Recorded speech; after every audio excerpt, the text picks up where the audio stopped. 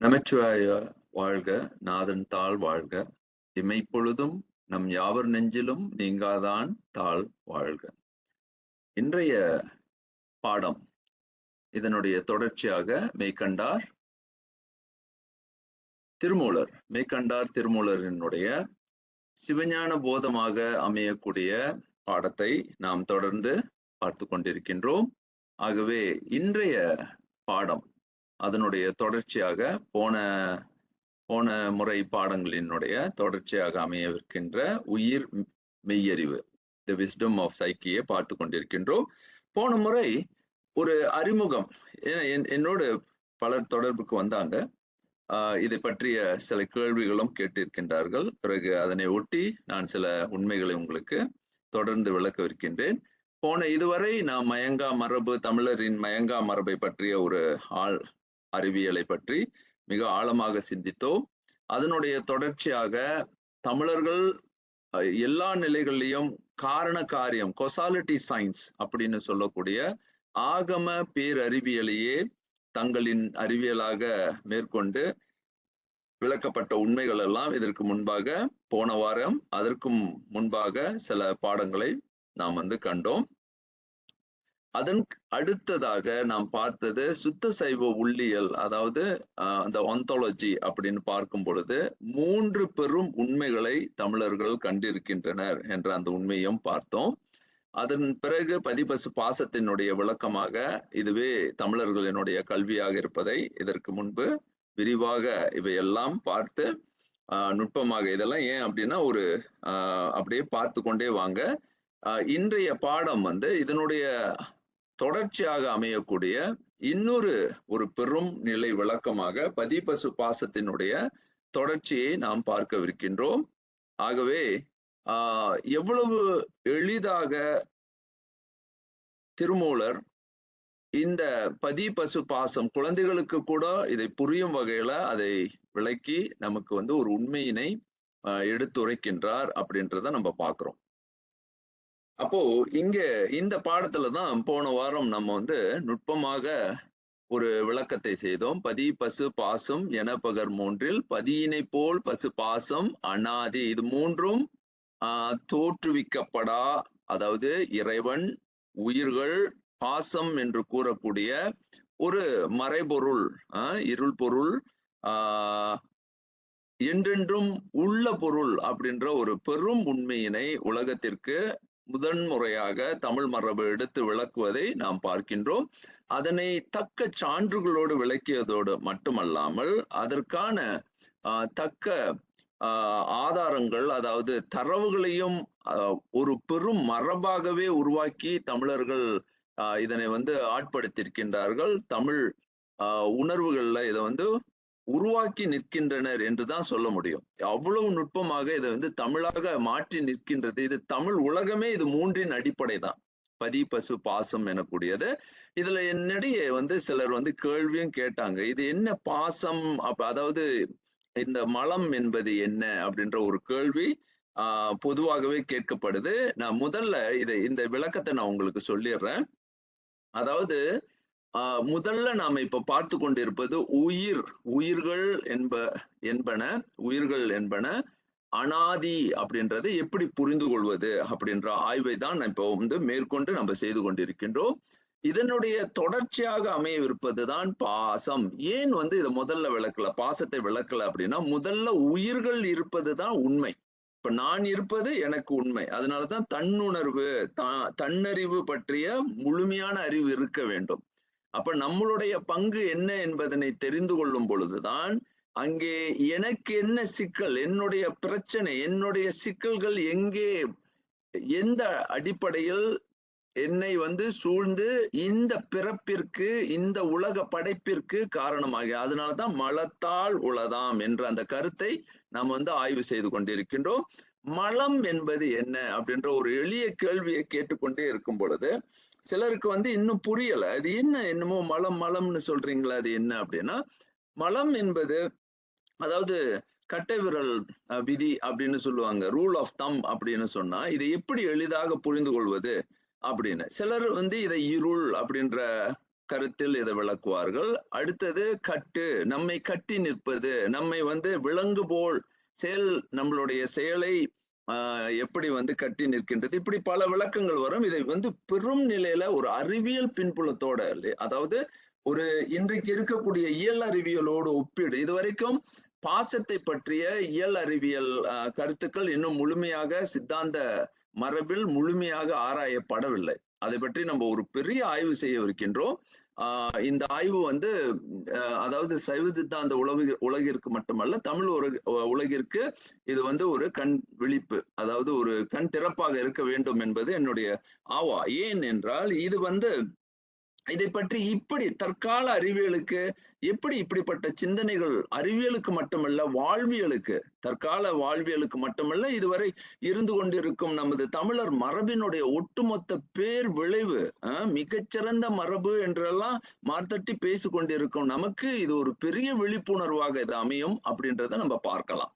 அப்ப அடுத்ததாக முதல்ல இது, அப்ப இதுக்கு ரூல் ஆஃப் தம் அப்படின்னு சொல்லக்கூடிய கட்டைவிரல் விதியாக அமையக்கூடியது, என்னிடையே இந்த பாசம் என்பது, அதாவது கழிக்கப்படுவது, அதாவது நான் அகற்றி என்னால் என் உள்ளத்தில் என்னிடையே இருக்கக்கூடிய ஒன்று அகற்றப்படுவது. இது பாசம் என்பது அகற்றப்படுவது, which must be eliminated அப்படின்னு நம்ம சொல்லலாம். அதாவது எந்த பொருள் நாம் அதை கழிக்கின்றோம், அது வேண்டாம், இது இருக்க வேண்டாம், அது எனக்கு தேவையில்லை, இது எனதல்ல அப்படின்னு பிரித்து எதை கழித்து நிற்கின்றோமோ அதற்கு பேர் மலம். மலம்னா என்னன்னா, மலம் கழிப்போம். ஏன்னா அந்த மலம் உடம்புல இருக்கக்கூடாது, தங்கக்கூடாது. அது இருக்கும் பொழுது நம்மை அழிக்கின்றது. கொஞ்சம் கொஞ்சமாக நம்மை, அது ஒரு புற்றுநோய், அப்படி அது ஒரு நோய் போல, அது பிறகு அதைத்தான் பார்க்கவிருக்கின்றோம். அது நம்மை அழிப்பதை நாம் பார்க்கின்றோம். நம்மளது செயல்பாடுகளை முடக்குகின்றது, நம்மளுடைய செயல் வலிமையை குறைக்கின்றது, நமது பார்வை, சிந்தனை, அகற்சி அத்தனையும் முடக்கி நம்மை ஒடுங்க செய்கின்றது. ஆகவே இதனை களைவது எப்படி அப்படின்ற அந்த நிலையில பார்க்கும் பொழுது அது அசுத்தமாக நம்மிடையே ஒரு இது எனதல்ல. இப்போ ஒரு அசுத்தமான நிலை இருக்கும்போது நம்ம என்ன செய்யறோம், உடம்பை தேய்ச்சி சுத்தமா கழுவி இது இல்லை, இது நான் இல்லை அப்படின்னு எப்படி கழுவி அதை நம்மளுடைய உடலை தூய்மை செய்கின்றோமோ, அது போல அசுத்தம் என்பது நம்மை சூழ்ந்திருக்கின்றது. அந்த அசுத்தத்தை கழிக்க வேண்டும், அதை அகற்ற வேண்டும் அப்படின்ற பொருள் நிலையில தான் இந்த மலம் என்ற கருத்து அங்கே நிற்கின்றது. அதாவது அது எப்படி கழிக்கப்படுது அப்படின்னா, ஒரு எளிய கருத்திலே நீங்க புரிந்து கொள்ளலாம். இப்ப இந்த உடம்பு எனது அப்படின்னு நான் நினைத்து கொண்டிருக்கும் பொழுது ஒரு காலகட்டத்தில் அது என்னை விட்டு அகன்று போய் விடுகின்றது.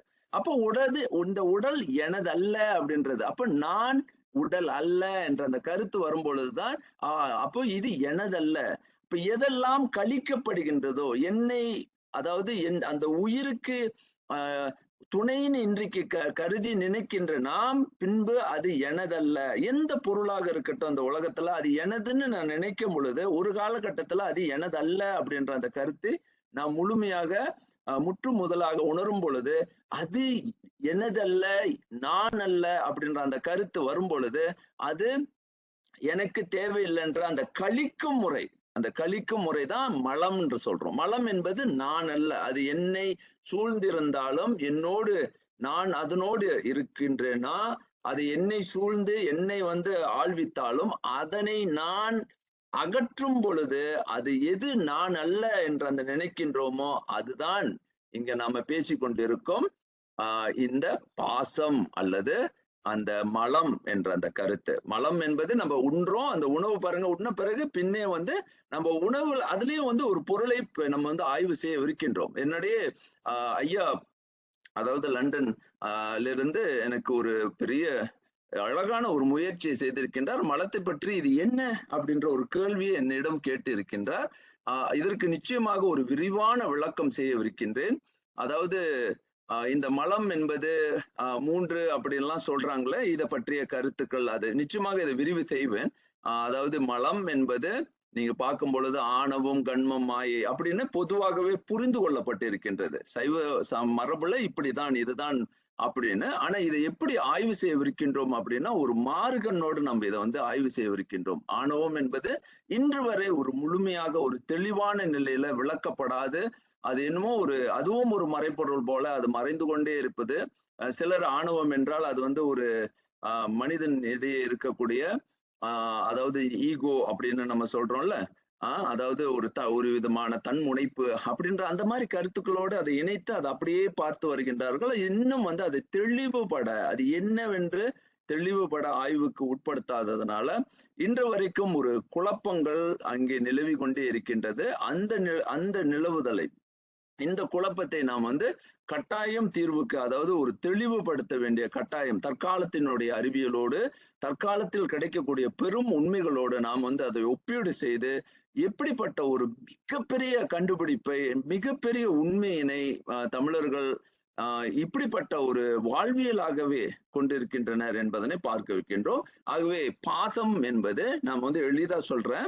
அதாவது மலம் என்பது நான் இப்ப வந்து உண்ற உணவு, இந்த உணவு என்ன செய்யுது அப்படின்னா என்னுடைய போகும்போது எனக்கு அது சத்து, உடம்புல எனக்கு அது சத்து, எனக்கு வந்து அது ஊட்டம் அப்படின்லாம் நான் நினைக்கின்றேன். ஆனா அந்த ஊட்டமாக அது இருக்கும் பொழுது அங்கே அது தேவையானதை உடலுக்கு எடுத்த பின்பு அது மலமாக நிற்கின்றது. அந்த மலம் கழிக்கப்படுவது.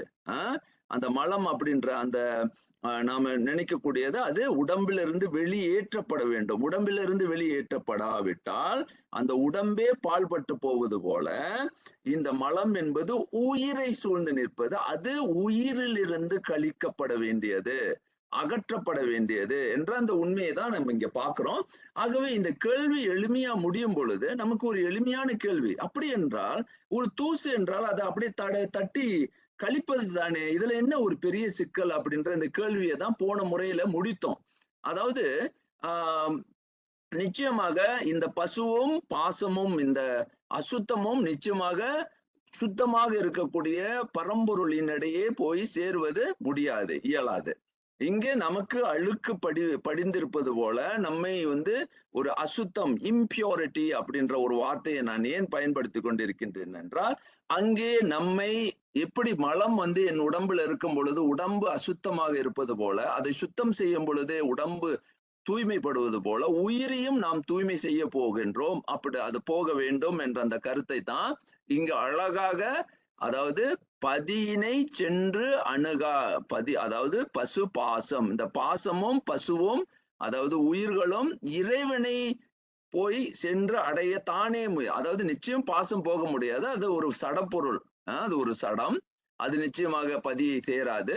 ஆனா நாம் இந்த சடத்தினுடைய ஆக்கத்தில் அதனுடைய தாக்கத்தில் அதனுடைய செயல்பாட்டில் நாம் வந்து சிக்கி கொண்டிருப்பதனால இது பசுக்களே தன்னை விடுவிக்கும் அந்த முயற்சியில தான் இந்த பதி அப்படின்ற அந்த கருத்து வருது. பதி அணுகிர் அப்படின்னா பதியை நாம் புரிதலாக புரிந்து கொள்ளும் பொழுது பதியே நம்மிடையே உள்ளிருந்து அங்கே நமக்கு வழிகாட்டி இதிலிருந்து எப்படி வெளிக்கொணர்வது என்ற அந்த முயற்சிக்கு உறுதுணையாக இருக்கும் பொழுது பதி சிறுக சிறுக ஒரு ஆசிரியர் ஒரு மாணவனை கடை தேற்றுவது போல ஒரு மாணவன் வந்து எப்படி தன்னுடைய அறியாமையில் இருந்து நீக்கம் பெறுவதற்காக தன்னுடைய அறிவை வந்து துளக்க முடியாமல் தவிக்கின்றானோ அவனுக்கு அறிவை தந்து சத்குருவாக இருந்து பதி நமக்கு உணர்த்த அந்த பசு தன்னுடைய உண்மை நிலையை கண்டு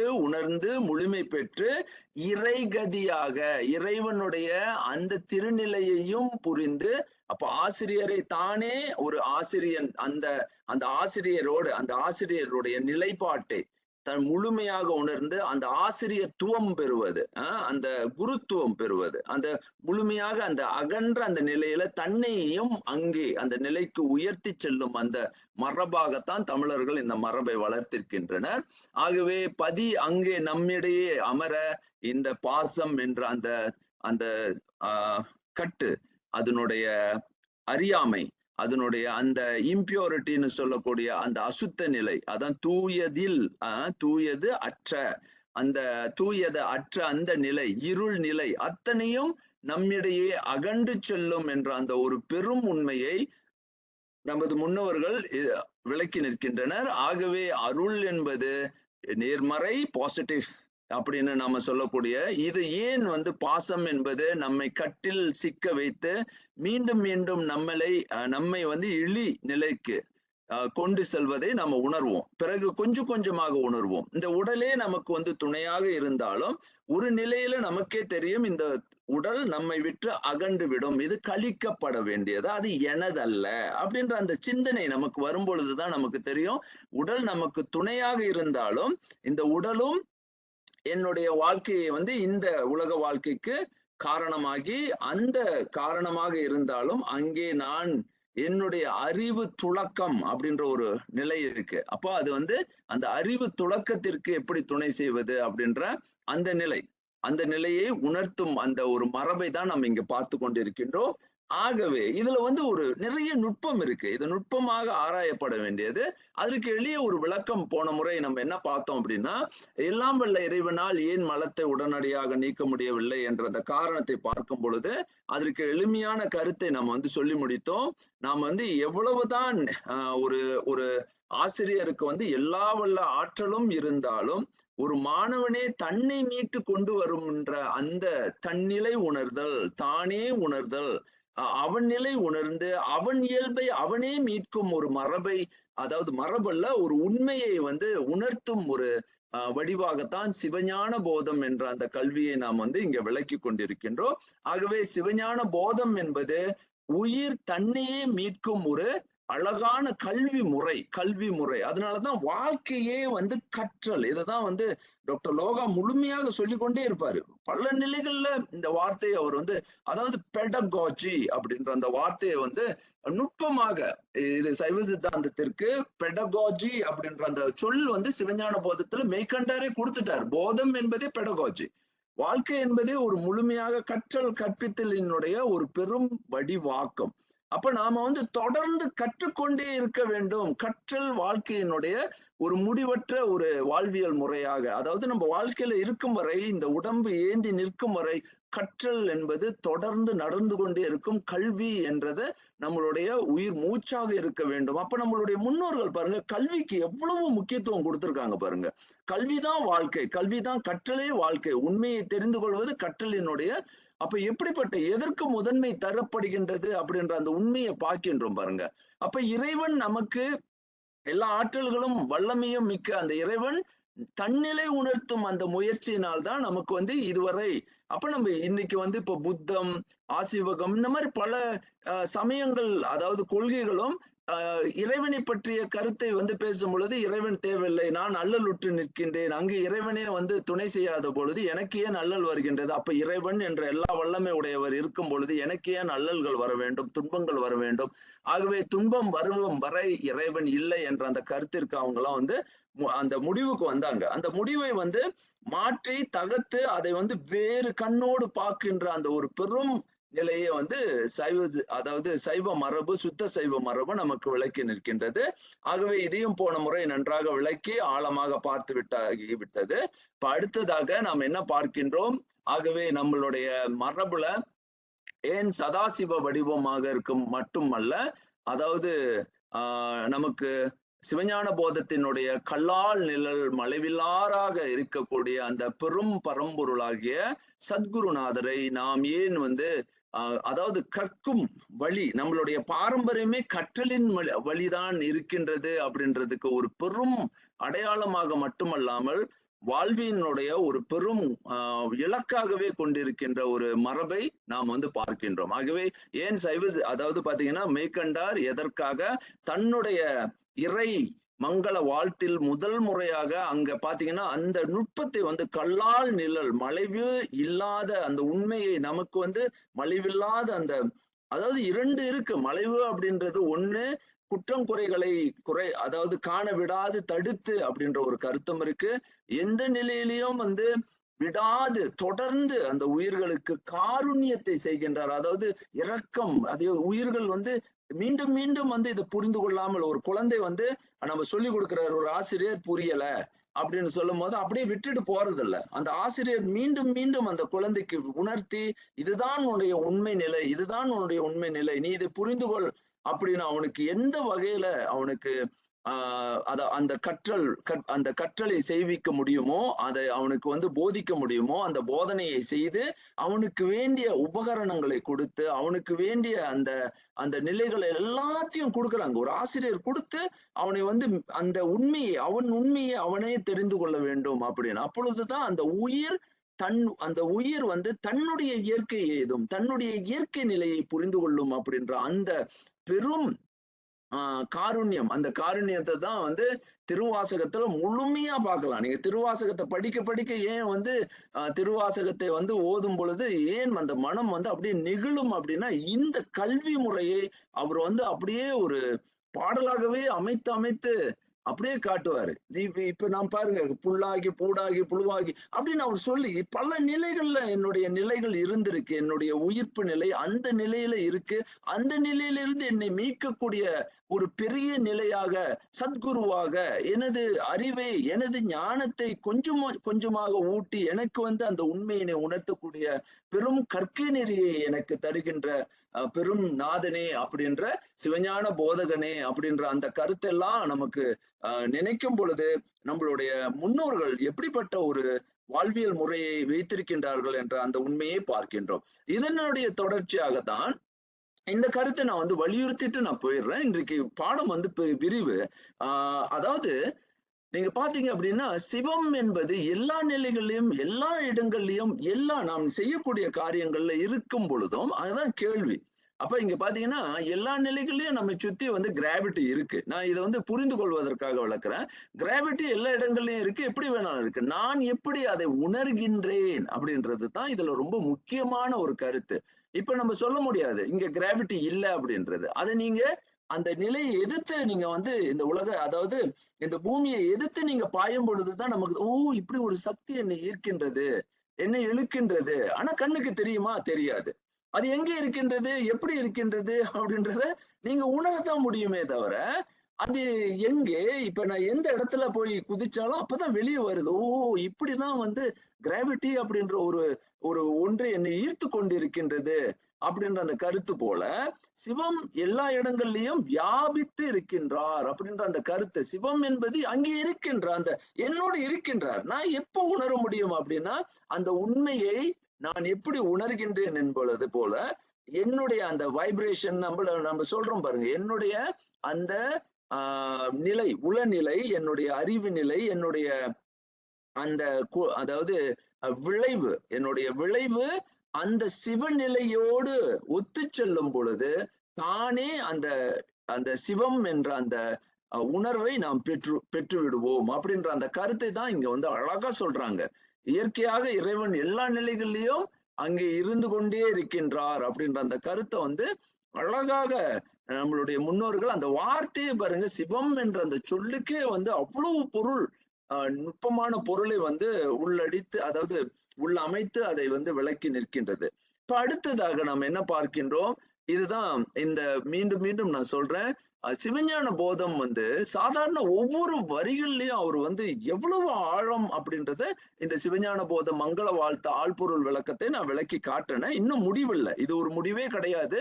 அவருடைய ஆழம் போகும். இந்த விளக்கம் மீண்டும் மீண்டும் வேறு நிலைகள்ல நம்ம விளக்கப்படும் பொழுது பாருங்க, இயற்கை இயல்பு என்பது உங்களுக்கு உண்டு, உங்களுக்குன்னு ஒரு இயற்கையான இயல்பு இருக்கு, இயல் மாறிலி அப்படின்னு. அப்புறம் அதனாலதான் வந்து நம்ம வந்து உயிருடைய இலக்கணத்தை முழுமையாக புரிந்து கொள்ள வேண்டும். What is the grammar of அந்த சோல் அப்படின்னு சொல்லக்கூடிய அந்த சைக்கி. இது தெரிந்தால்தான் நமக்கு எது செயற்கை என்ற அந்த கருத்து நமக்கு புரியும். இந்த செயற்கை இயற்கை விளக்கம் வந்து இதுவரையில் நான் தேடிய வரையில், இதுவரையில் சிவஞான, அதாவது இந்த விளக்கத்தை தொல்காப்பியம் மட்டுமே இலக்கண வடிவுல வகுத்திருக்கு, இந்த இயற்கை செயற்கையினுடைய விளக்கத்தை நம்ம புரிந்து கொள்வதற்கு. ஏன்னா இதுக்கு முன்பு நான் வந்து பல இடங்கள்ல வந்து நேச்சர்னா என்ன அப்படின்ற ஒரு பிறகு இதோட சிக்கலை நான் விளக்குறேன். அப்பதான் நமக்கு தெரியும், இது சாதாரணமான ஒரு சொல்லே கிடையாது இயற்கை அப்படின்றது. அப்போ இத வந்து பல நிலைகள்ல பயன்படுத்துகின்றார்கள். இயற்கை அப்படின்ற அந்த சொல், செயற்கை அப்படின்ற அந்த இது வந்து சாதாரண சொல் அல்ல. அப்ப இங்க பார்க்கும் பொழுது செயற்கை இயந்த இயல்பு தானெல்லாம் அது தடத்தலக்கணம் அதான் சொன்னேன். செயற்கை என்பது நான் கழித்து கொண்டே வரம் பாருங்க, இது இல்லை, இதுக்கு முன்பு நான் நினைத்த அந்த ஒரு பண்பு அது இல்லை அப்படின்ற கடந்து நான் இன்னொன்று வருகின்றேன். அப்ப அது அல்ல அப்படின்னா அது என்னுடைய நிழல் அப்படின்றத பாக்குறோம். அது நான் அல்ல அப்படின்ற அந்த கருத்துல இருந்து நான் விடுபட்டு வெளியே வரேன் பாருங்க. அப்ப இது எனது உடம்புன்னு நினைக்கும் போது இந்த உடம்பை நான் கழட்டி வைக்கும் போது அது நான் அல்ல அப்படின்னு. அது போல அப்ப அது செயற்கை அப்படின்றத எளிமையாக புரிந்து கொள்ளலாம். செயற்கை என்பது நான் அதை கடந்து விடுகின்றேன். கடக்கும் பொழுது அது நிச்சயமாக அது செயற்கையாகி விடுகின்றது. அது எனது இயற்கை அல்ல. இயற்கை என்பது மாறாதது அப்படின்னு நம்ம சொல்றோம். பொருள் நிலையில விளங்கிக் கொள்ளும் பொழுது அது மாறாதது அப்படின்றோம். அப்போ மாறக்கூடாது. இன்னைக்கு ஒன்று நாளைக்கு ஒன்றாக இருக்க முடியாது. அது மாறாத நிலை. அதுதான் அந்த கான்ஸ்டன்ட் நேச்சர். அது ஒரு இடத்துல வந்து நின்றுச்சுன்னா அதுக்கு மேல அது மாறக்கூடாது. ஆனா மாற்றம் வந்து வருகின்றது என்றால் நிச்சயமாக அது இயற்கை அல்ல அப்படின்ற அந்த நிலையை தான் நம்ம பார்க்கின்றோம். அப்போ இயற்கையை புரிந்து கொள்வது அவ்வளவு எளிது கிடையாது. அந்த இயற்கையை விளக்கும் வகையில தான் கல்லால் நிலன் மலைவு. அதான் உண்மை. மலைவு என்பது the faultless being God, அதாவது faultless அந்த உண்மை நமக்கு இது வந்து பொய் போல அப்படியே பொய்த்து போகும். ஆமா இது இல்லையே அப்படின்னு நான் கடந்து போகின்றேனே அப்படின்ற அந்த எண்ணம் நம்ம உள்ளத்துல எவ்வளவு ஆழம் பாருங்க. அந்த ஒரு சொல்லிலேயே அவர் அவ்வளவு ஆழத்தை வந்து அந்த உட்பொருளாக அந்த மறைபொருளாக வைத்து விளக்குகின்றார் அப்படின்னு பார்த்தோம் போன முறை. இப்ப அடுத்தது இந்த பதி பசு பாசம் என்ற அந்த முதல்ல எடுத்து வச்சாச்சு. அந்த முதல் கோட்பாடு சிந்தனை கோட்பாடு, அறிவு கோட்பாடு, தமிழர் கோட்பாடு, இத்தனை கோட்பாடுகளையும் எப்படி ஒரு போதனா முறையில் தமிழர்கள் கட்டமைத்தனர் அப்படின்றத இதுவரை பார்த்து நிற்ந்தோம். இப்ப அடுத்ததாக இதுதான் இன்னொரு புரட்சி. இது நான் வந்து இது விரிவாக பேசிவிட்டேன். ஆனா இன்றைக்கு வந்து இதை வந்து நான் ஆழப்படுத்தல. ஆனா இது எதற்காக நான் இதை காட்டுறேன் அப்படின்னா, தமிழ் மயங்கா மரபு. ஏன்னா இதுவரை நீங்க பாத்தீங்களா, தமிழ் இந்த ஓங்காரத்தை பற்றி எல்லோரும் பேசுறாங்க. அது எல்லாருக்கும் பொதுவானதுதான். அதுல எந்த மாற்று கருத்தும் இல்லை. ஏன்னா அது மூன்றும் உண்மையை விளக்குகின்றது. அப்ப நம்ம என்ன பாக்குறோம் அப்படின்னா, இந்த ஓங்காரமே இந்த முப்பொருள் உண்மையின் விளக்கம் அப்படின்றத அவ்வளவு நுட்பமாக விளக்கப்படுது. அப்ப நமக்கு ஒரு கேள்வி வருது. இது மற்ற சமயங்கள்ல இந்த மாதிரியான ஓங்காரத்தை பற்றி பேசுகின்றார்கள். ஆனா அங்க பதிபசு பாச கொள்கை இல்லையே அப்படின்ற கேள்வி வரும். அதனாலதான் மீண்டும் மீண்டும் சொல்றோம், இது தமிழ் மரபினுடைய வெளிப்பாடு. அதனாலதான் மயங்கா மரபினை தற்காத்து நிலைப்பிக்கும் ஓங்கார மந்திரம் என்ற ஒரு பெரிய விரிவே உங்களுக்கு கொடுத்தேன்.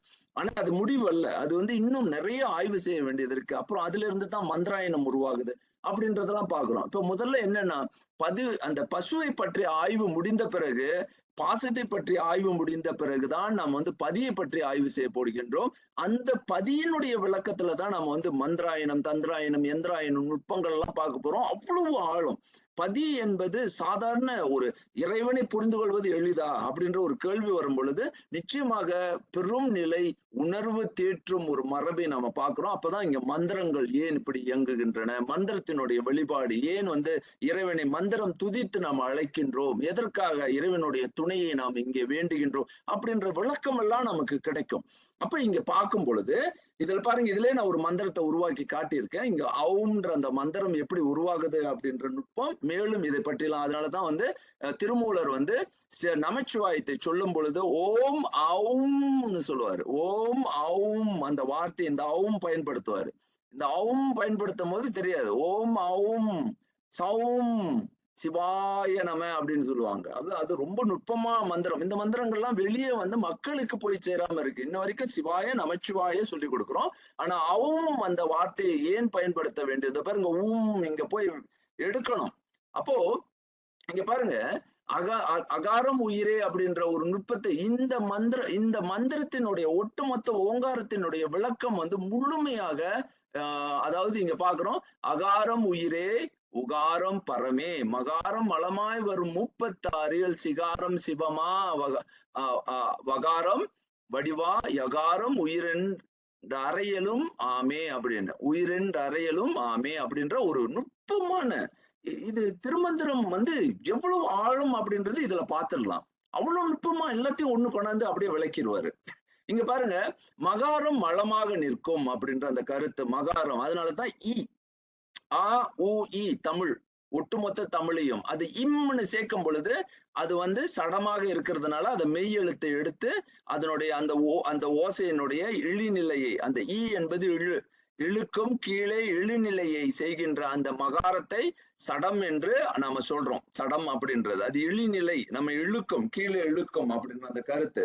அப்ப ஆ ஊ மா என்ற அந்த ஓங்காரத்தினுடைய வடிவை ஒட்டு மொத்தமாக பதி ஆ, அதாவது பசு ஆ, பசு என்பது உயிர், பாருங்க அகாரம் உயிர். இது எந்த மரபிலையாவது நீங்க போய் தேடி இந்த விளக்கத்தை இப்படித்தான் சொல்லப்பட்டு இருக்கு அப்படின்னு எங்கேயுமே பார்க்க முடியாது. இந்த விளக்கம் அங்கே இல்லை. அந்த இந்த மாதிரியான விளக்கம், ஏன்னா அங்க முதல்ல பதி பசு பாசம் என்ற அந்த கருத்து வரணும். அது பதி பசு பாசம் அனாதின்னு சொல்ல வரணும். சொன்னாதான் இந்த இந்த வடிவையே முதல்ல புரிந்து கொள்ள முடியும். அப்ப நம்ம ஓங்காரம் என்பதே இந்த அடிப்படையில் அந்த ஆ என்பது இதை பற்றி தான் இன்னும் ஆய்வு செய்ய போறோம். அப்ப ஊ என்பது பரமாத்மா பேருயிராக இருக்கக்கூடிய இறை பெரும் நிலை. பாருங்க, அந்த பேருயிர், அந்த பெரு உயிர் நிலை, அந்த இதை வந்து நம்ம பார்க்கின்றோம். அப்ப அகாரம் உயிரே அப்படின்ற அந்த கருத்தை நாம வந்து இதுல புரிந்து கொள்கின்றோம். அடுத்ததாக நாம பார்ப்பது இங்கே அடுத்த நிலையில நாம இதை புரிந்து கொள்வது என்ன அப்படின்னு பார்க்கும் பொழுது, அங்கே நாம் என்ன பார்க்கிறோம், இது அகாரம் உயிரே உகரம், இது தத்துவங்களின் அடிப்படையில. பிறகு இது இன்னும் ஆழமாக தான் நம்ம தத்துவத்தை பார்க்க முடியும். 36 தத்துவங்களை எதற்காக வகுத்தார்கள் அப்படின்றதெல்லாம், இதெல்லாம் செயல் வடிவுகள். இன்ற வரைக்கும் இதெல்லாம் தத்துவம்னா ஏதோ ஒண்ணுப்பா புரிஞ்சு கொள்ளுங்க அப்படின்ற மாதிரி இல்ல. இதெல்லாம் செயல் வடிவுகள். அதனாலதான் நான் இதை வந்து முதல்ல விளக்கல. இதை யுவன் ஐயா கேட்டுக்கிட்டே இருப்பாரு, இது எப்ப நீங்க இதை விளக்குவீங்க அப்படின்ற அந்த கருத்தெல்லாம். ஏன்னா இந்த 36 தத்துவங்களை நான் ஏன் முதல் நிலையில விளக்கலைன்னா, இதுக்கு வந்து செயல் வடிவு, இது அத்தனையும் நம்ம செய்யப்பட வேண்டிய ஒரு நுட்பம். இன்றைக்கு என்னன்னா, இந்த தத்துவம் இருக்கு அப்படின்னு நம்ம சொல்லி, அதான் அதை மீண்டும் சொல்றது, சொல்லி சொல்லி தானே வந்து ஒரு மகிழ்ந்து கொள்வது கிடையாது. இதெல்லாம் செயல் வடிவாக்கங்கள். இதை எப்படி செய்ய வேண்டும், ஏன் செய்ய வேண்டும் அப்படின்ற அந்த ஒரு நுட்பத்தையே வந்து சொல்லி தராங்க. அப்ப 24 ஆத்ம தத்துவங்களையும், 5 சிவ தத்துவங்களையும், 7 வித்யா தத்துவங்களையும் எப்படி அமைத்தனர். அப்ப இதுல வந்து நுட்பத்தை ஆய்வு செய்யும் பொழுதுதான் தத்துவங்கள்ல இருக்கக்கூடிய அந்த நுட்பங்களை மட்டுமல்ல, அதை எப்படி செயல்படுத்துவது, அதை எப்படி வாழ்க்கைக்கு கொண்டு வருவது, அது எப்படி வந்து என்னுடைய அன்றாட வாழ்க்கையில இந்த 36 தத்துவங்களினுடைய வெளிப்பாடுகளை என்னுடைய செயலாக மாற்றுவது என்ற கருத்தெல்லாம் இங்க வருது. அப்ப நீங்க நன்றாக நல்லா யோசிச்சு பாருங்க. சிவ தத்துவம் என்பது அதாவது முற்றிலும் வந்து சைவ மரபுக்கே உரியது. சிவ தத்துவம் என்பது வேற எங்கேயுமே கிடையாது. வித்யா தத்துவமே இன்னும் வந்து ஆய்வு செய்யப்பட வேண்டிய ஒரு பெரிய ஆய்வு. அதனாலதான் இதுக்கு வந்து திருமந்திரம் கட்டாயம் தேவை. இந்த வித்யா தத்துவத்தை ஆய்வு செய்வதற்கு பின்பு அதனை மேற்கொண்டு ஆய்வு செய்த சைவ மரபை பற்றி பிறகு பார்ப்போம். நான் என்னுடைய நோக்கம் இன்றைக்கு தத்துவங்களை பற்றி பேசுவது அல்ல. ஆகவே ஒரு ஒரு சின்ன முடிவாக நாம் என்ன பார்க்கின்றோம் அப்படின்னு பார்க்கும் பொழுது, வாழ்க்கையினுடைய ஒட்டுமொத்த அந்த வடிவ ஆக்கமே இப்படிதான் இதுல நகர்ச்சியாக நகர்ந்து கொண்டிருக்கின்றது. லிவிங் பெடகாஜி, வாழ்க்கை போதனாவியலை 3 நிலைகள்ல கட்டமைத்து தமிழர்கள் பதிக்கல்வி, பசுக்கல்வி, அதாவது காடைட் learning, cycle learning, bondage learning அப்படின்னு 3 பொருள்களினுடைய, நீங்க உலகத்துல என்ன சயின்ஸ் வேணாலும் எடுத்துங்க, உலகத்தை பத்தி நீங்க எப்படி வேணாலும் மூச்சு, அதாவது கட்டத்துல எங்க வேணாலும் ஆய்வு செய்யுங்க, இந்த 3 கருத்துக்களை விட்டு நீங்க வெளிப்படவே முடியாது. அதுல இருந்து இல்ல இதை தவிர்த்த, இந்த 3 கருத்தை தவிர்த்த ஏதோ ஒரு கருத்தை, ஏதோ ஒரு உண்மை இருக்கு அப்படின்னு நீங்க சொல்லிட்டீங்கன்னா, நிச்சயமா தமிழ் மரபு வந்து ஏற்கப்படாம. பிறகு நான் வந்து தமிழ் மரபை எப்படி நீங்க வந்து அதாவது உங்களுடைய அதாவது சவாலுக்கு கொண்டு வந்து அதை வந்து நம்ம வந்து எப்படி வந்து சிந்திப்பது அப்படின்றது. ஆனா இந்த 3 கல்விதான் உலகத்தினுடைய ஒட்டுமொத்த உருவாக்கமே. அப்படி இந்த 3 கல்விகளை எதன் மேல கொண்டு போய் ஏத்துறாங்கன்னா, 3 அனாதி படைக்கப்படாத தனிமத்தினுடைய, அததான் நம் ஆரம்பத்திலே சொன்னேன், நம்மளுடைய எண்ணம் வந்து முதல்ல உண்மையை பிடித்து கொள்ளணும். உண்மையை பிடித்தால்தான். அப்ப இது வந்து ஒரு சார்பு உண்மையாக, ரிலேட்டிவ் ட்ரூத்தாக இல்லாமல் அப்சல்யூட் ட்ரூத்தை முதல்ல பிடித்து கொள்ளணும். அது உண்மை அப்படின்ற அந்த கருத்தை நம்ம நன்றாக அந்த இதுல நிலையில நின்ற பிறகு நம்மளுடைய தேடல்களை வந்து சரியாக வைக்கும் பொழுது, நாம் வந்து நமது இலக்கு எதை நோக்கி போகுது அப்படின்னா, வேண்டிய கல்வி ஆண்டும் 3 இரவாது அப்படின்னு அடித்து வந்து பாத்தீங்கன்னா, தொல்காப்பியம் வந்து 3 இரவாது அப்படின்ற அந்த, அதாவது அந்த அனாதி பொருளியலை பற்றி பேசுவது அங்கே வந்து இந்த நிலையில அவர் விளக்குவார். அறம் என்ப பொருள் நிலையில விளக்குனாலும் அதனுடைய உண்மை நிலை வந்து பதிக்கல்வி, அங்க பசுக்கல்வி இருப்பதையும் பாசக்கல்வி இருப்பதையும் நம்ம பார்க்கிறோம். பொருள் நுட்பமாக நான் அதை வந்து பின்பு காட்டுறேன், எப்படி தொல்காப்பியர் இதை வந்து விளக்குறாரு அப்படின்னு. அடுத்தது இங்க பாக்குறேன், அதனாலதான் முச்சங்க தமிழ் அப்படின்ற அந்த முச்சங்க தமிழே இதுலதான் உட்காருது. இந்த அடிப்படையில தான் அறம்பொருள் இன்பம் வீடு அப்படின்றது இது என்னுடைய அதாவது முழுமை. இந்த மூன்றையும் முழுமை செய்யும் பொழுது அது வீடு என்ற அந்த கருத்து அதனுள்ளேயே அமைகின்றது. வீட்டு நிலை அப்படின்றது இன்பத்தினுடைய உச்சம். பிறகு பார்ப்போம். இன்பத்தை எப்படி அதை ஒரு உச்ச நிலையில பார்க்கும் பொழுது அது வீடாக நமக்கு வெளிப்படுவதை நம்ம பார்க்கிறோம். அடுத்தது இந்த உச்சகம் அண்டம் பெருமறை அப்படின்ற அந்த கருத்தை அப்போ நமக்கு universe is a great text of concealment அப்படின்ற இன்னொரு பெரிய உண்மையை நம் உள்ளத்துல ஆழ பதிக்கின்றாங்க பாருங்க. இதுல எங்கேயுமே நம்ம டெக்ஸ்ட் டிபெண்டன்ட் அப்படின்ற அந்த கருத்துல இருந்து வெளிப்பட வைக்கின்றாங்க. அப்படின்னா நம்ம இந்த நூலுக்கு அடிமை, அதான் நூல் அடிமைகளை நம்ம முதல்ல அகற்றுறோம். எந்த நூலுக்கும் நீ கட்டுப்பட்டவன் அல்ல. இந்த உலகமே இறைவனே உலகத்தை கொடுத்திருக்கிறார். அதனாலதான் அகர முதல எழுத்தெல்லாம் ஆதி பகவன் முதற்றிய உலகன்னு சொன்னாங்க. ஆதி பகவன் முதற்றிய உலகம்னா உலகத்தை கண்டு நீ இறைவனை காண முடியுமே அப்படின்னு. அவங்க இந்த நூலை கண்டு நீ உண்மை இறைவனை புரிந்து கொள்ள முடியும் அப்படின்னு சொல்லவே இல்லை. தமிழ் மரபு அந்த மாதிரி அணுகுமுறையை பயன்படுத்தல. நூல் ஒரு துணைதான் நமக்கு ஒரு அதாவது துணை கருவி. அதனாலதான் தமிழர்கள் அதை ஒரு முதல் நூல் அப்படின்ற அந்த கருத்தை எப்படி கொண்டு வருவாங்கன்னா, உலகமே முற்றும் முதலாக இருக்கக்கூடிய இறை முதல் நூல். அதனாலதான் அது மாறா முதல் நூலாக அது நமக்கு விளக்கக்கூடிய அண்டம் முதல் நூல் என்ற அந்த universe as a first and holy text என்ற அந்த கருத்தை கொடுத்து, இந்த கருத்தை நாம் உள்வாங்கும் பொழுதுதான் ஆகமும் அதாவது உயிர்களினுடைய அருள்வெளி நாட்டம் இருப்பதை நாம் உணர முடியும். எல்லா உயிர்களுக்கும். ஏன்னா ஆகமம் அப்படின்னு நான் ஒரு நூலை சொல்லும் பொழுது அது ஒரு பூச்சிகளுக்கோ ஒரு பறவைக்கோ இல்ல ஒரு விலங்குகளுக்கோ அதுவும் ஆகமியம். அதுவும் எப்படி எல்லா உயிர்களும் அருள்வெளி நாட்டத்தில் இருக்கின்றன என்ற அந்த கருத்தை கொடுத்து பொதுமை செய்கின்ற அந்த முயற்சியை பார்க்கிறோம். அதற்கும் மேலதான் அங்கே ஒவ்வொரு உயிருக்கும் முக்தி முன்னறிவு அப்படின்ற ஒரு புது கருத்து.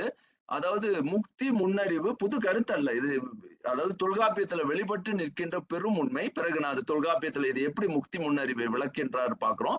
ப்ரீ அண்டர்ஸ்டாண்டிங் ஆஃப் மோக்ஷா அப்படின்றது இதை நோக்கிதான் நம்மளுடைய இலக்கே இருக்கின்றது அப்படின்ற ஒரு பெரிய ஒரு அடிப்படைகளை நமக்கு விளக்கி நிற்கின்றாங்க. அப்ப பாத்தீங்கன்னா தமிழ் மரபை முழுதாக முடித்துட்டோம். இப்ப இந்த அடிப்படையில நம்மளுடைய அந்த ஆய்வை மேலும் இதை நம்ம இன்னும் ஆழப்படுத்த போறோம். இப்ப இன்னுமே அறிவியல் உள்ளுக்கு கொஞ்சமாக நகர போறோம். இப்ப இதுல இந்த கருத்து நம்ம முடிச்சுட்டோமா அப்படின்னா இல்ல, இந்த கருத்து இன்னும் முடியல. அடுத்து இது 3வது 4வது எவ்வளவு ஆழம்னு நீங்க பார்க்க போறீங்க. 2 வகையான தோன்றல்கள் உள்ளன. உயிருள்ள சித்து பொருள்கள், உயிரற்ற சடப்பொருள்கள்.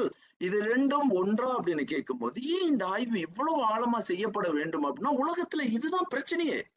இதை புரிந்து கொள்ளவே அது புரிந்து கொள்வதற்கு அவ்வளவு கஷ்டப்படுறாங்க.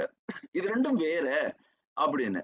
அப்ப தோற்ற நிகழ் பட்டறிவாய்வுல அவன் அவள் அது அப்படின்னு சிவஞான போதம் சொல்லும் பொழுது இங்க பாருங்க, லிவிங் பீயிங் உயிருள்ளவை உயிரற்றவைக்கு ஒரு பெருத்த வேறுபாடுகள் இருப்பதை முதல் நிலையில இதை விளக்குறேன். முதல் நிலை. இப்ப நீங்க இன்னும் ஆழமா பார்க்க போறீங்க. ஏன்னா உயிருள்ள பொருள்கள் சுவாசிக்கின்றன, உயிரற்ற பொருள்கள் சுவாசம் இல்லை. அப்ப அது போல நாம உண்ணுகின்றோம், உயிரற்ற பொருள்கள் உண்ணவில்லை. அடுத்தது நாம இனப்பெருக்கம் செய்கின்றோம், அங்கே இனப்பெருக்கம் இன்மை. அடுத்தது நாம வளர்கின்றோம், ஆனா அங்கே வளர்ச்சி இல்லை.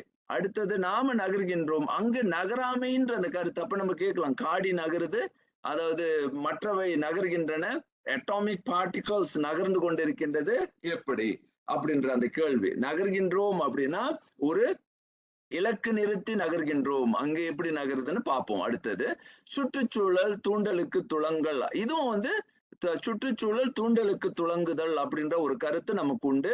நினைவாற்றல் நமக்கு உண்டு. அது போல இப்ப நம்ம கேட்கலாம், ஏஐ இருக்கு, நான் வரேன், அந்த ஏஐ பற்றி எல்லாம் பேச போறோம். அடுத்தடுத்த பாடம் அதுதான். நினைவாற்றல் இல்லை. அப்ப இங்க இப்ப நினைவாற்றலை இப்போ நம்ம என்னன்னு செஞ்சிருக்கோம், இது ஆர்டிபிஷியல்னு சொல்லக்கூடிய அதாவது செயற்கை அடிப்படையில நினைவாற்றலை உருவாக்கி இருக்கின்றார்கள். இப்போ இது வரைக்கும் இந்த கம்ப்யூட்டர் உலகம் செயற்கை நினைவாற்றல் உண்டு அப்படின்ற கருத்தை நமக்கு சொல்லிக்கொண்டே இருக்கின்றது. அதை புரிந்து கொள்ளுங்க முதல்ல. ஆனா இங்க நாம சொல்ற நினைவாற்றல் என்பது என்ன அப்படின்னா குவாலியா அப்படின்னு சொல்லுவோம். பின்னால் அதை பத்தி நான் பேச போறேன். அடுத்தது இறக்கின்றன, இது இறப்புதில்லை. உயிரற்ற பொருள்கள், அதாவது உயிரற்றவை இறப்பு அப்படின்ற அந்த கருத்தே அங்க கிடையாது. அடுத்தது கரிம உயிரணு அப்படின்னு ஆர்கானிக் செல்லுலா லைஃப் அப்படின்னு சொல்லக்கூடியது, இது கரிமமற்றது. இதுதான் நம்ம அதாவது உடல் அப்படின்றத பிறகு பார்க்கும் பொழுது நாம புரிந்து கொண்டு இருப்பது போல அது வந்து சடமாக இருந்தாலும் சடன் வந்து 2 வகையாக பிரிக்கின்றது. ஒன்று கரிமம், அதாவது ஆர்கானிக், இன்ஆர்கானிக், அதாவது நான் ஆர்கானிக் அப்படின்ற ஒரு பெரிய கருத்து இருக்கு. இதுதான் அறிவியல்ல வந்து ஒரு ஆய்வா வந்து கொண்டு வரும்போது அவங்களுக்கு ஒரு வியப்பா இருக்கு. இது எப்படி இது?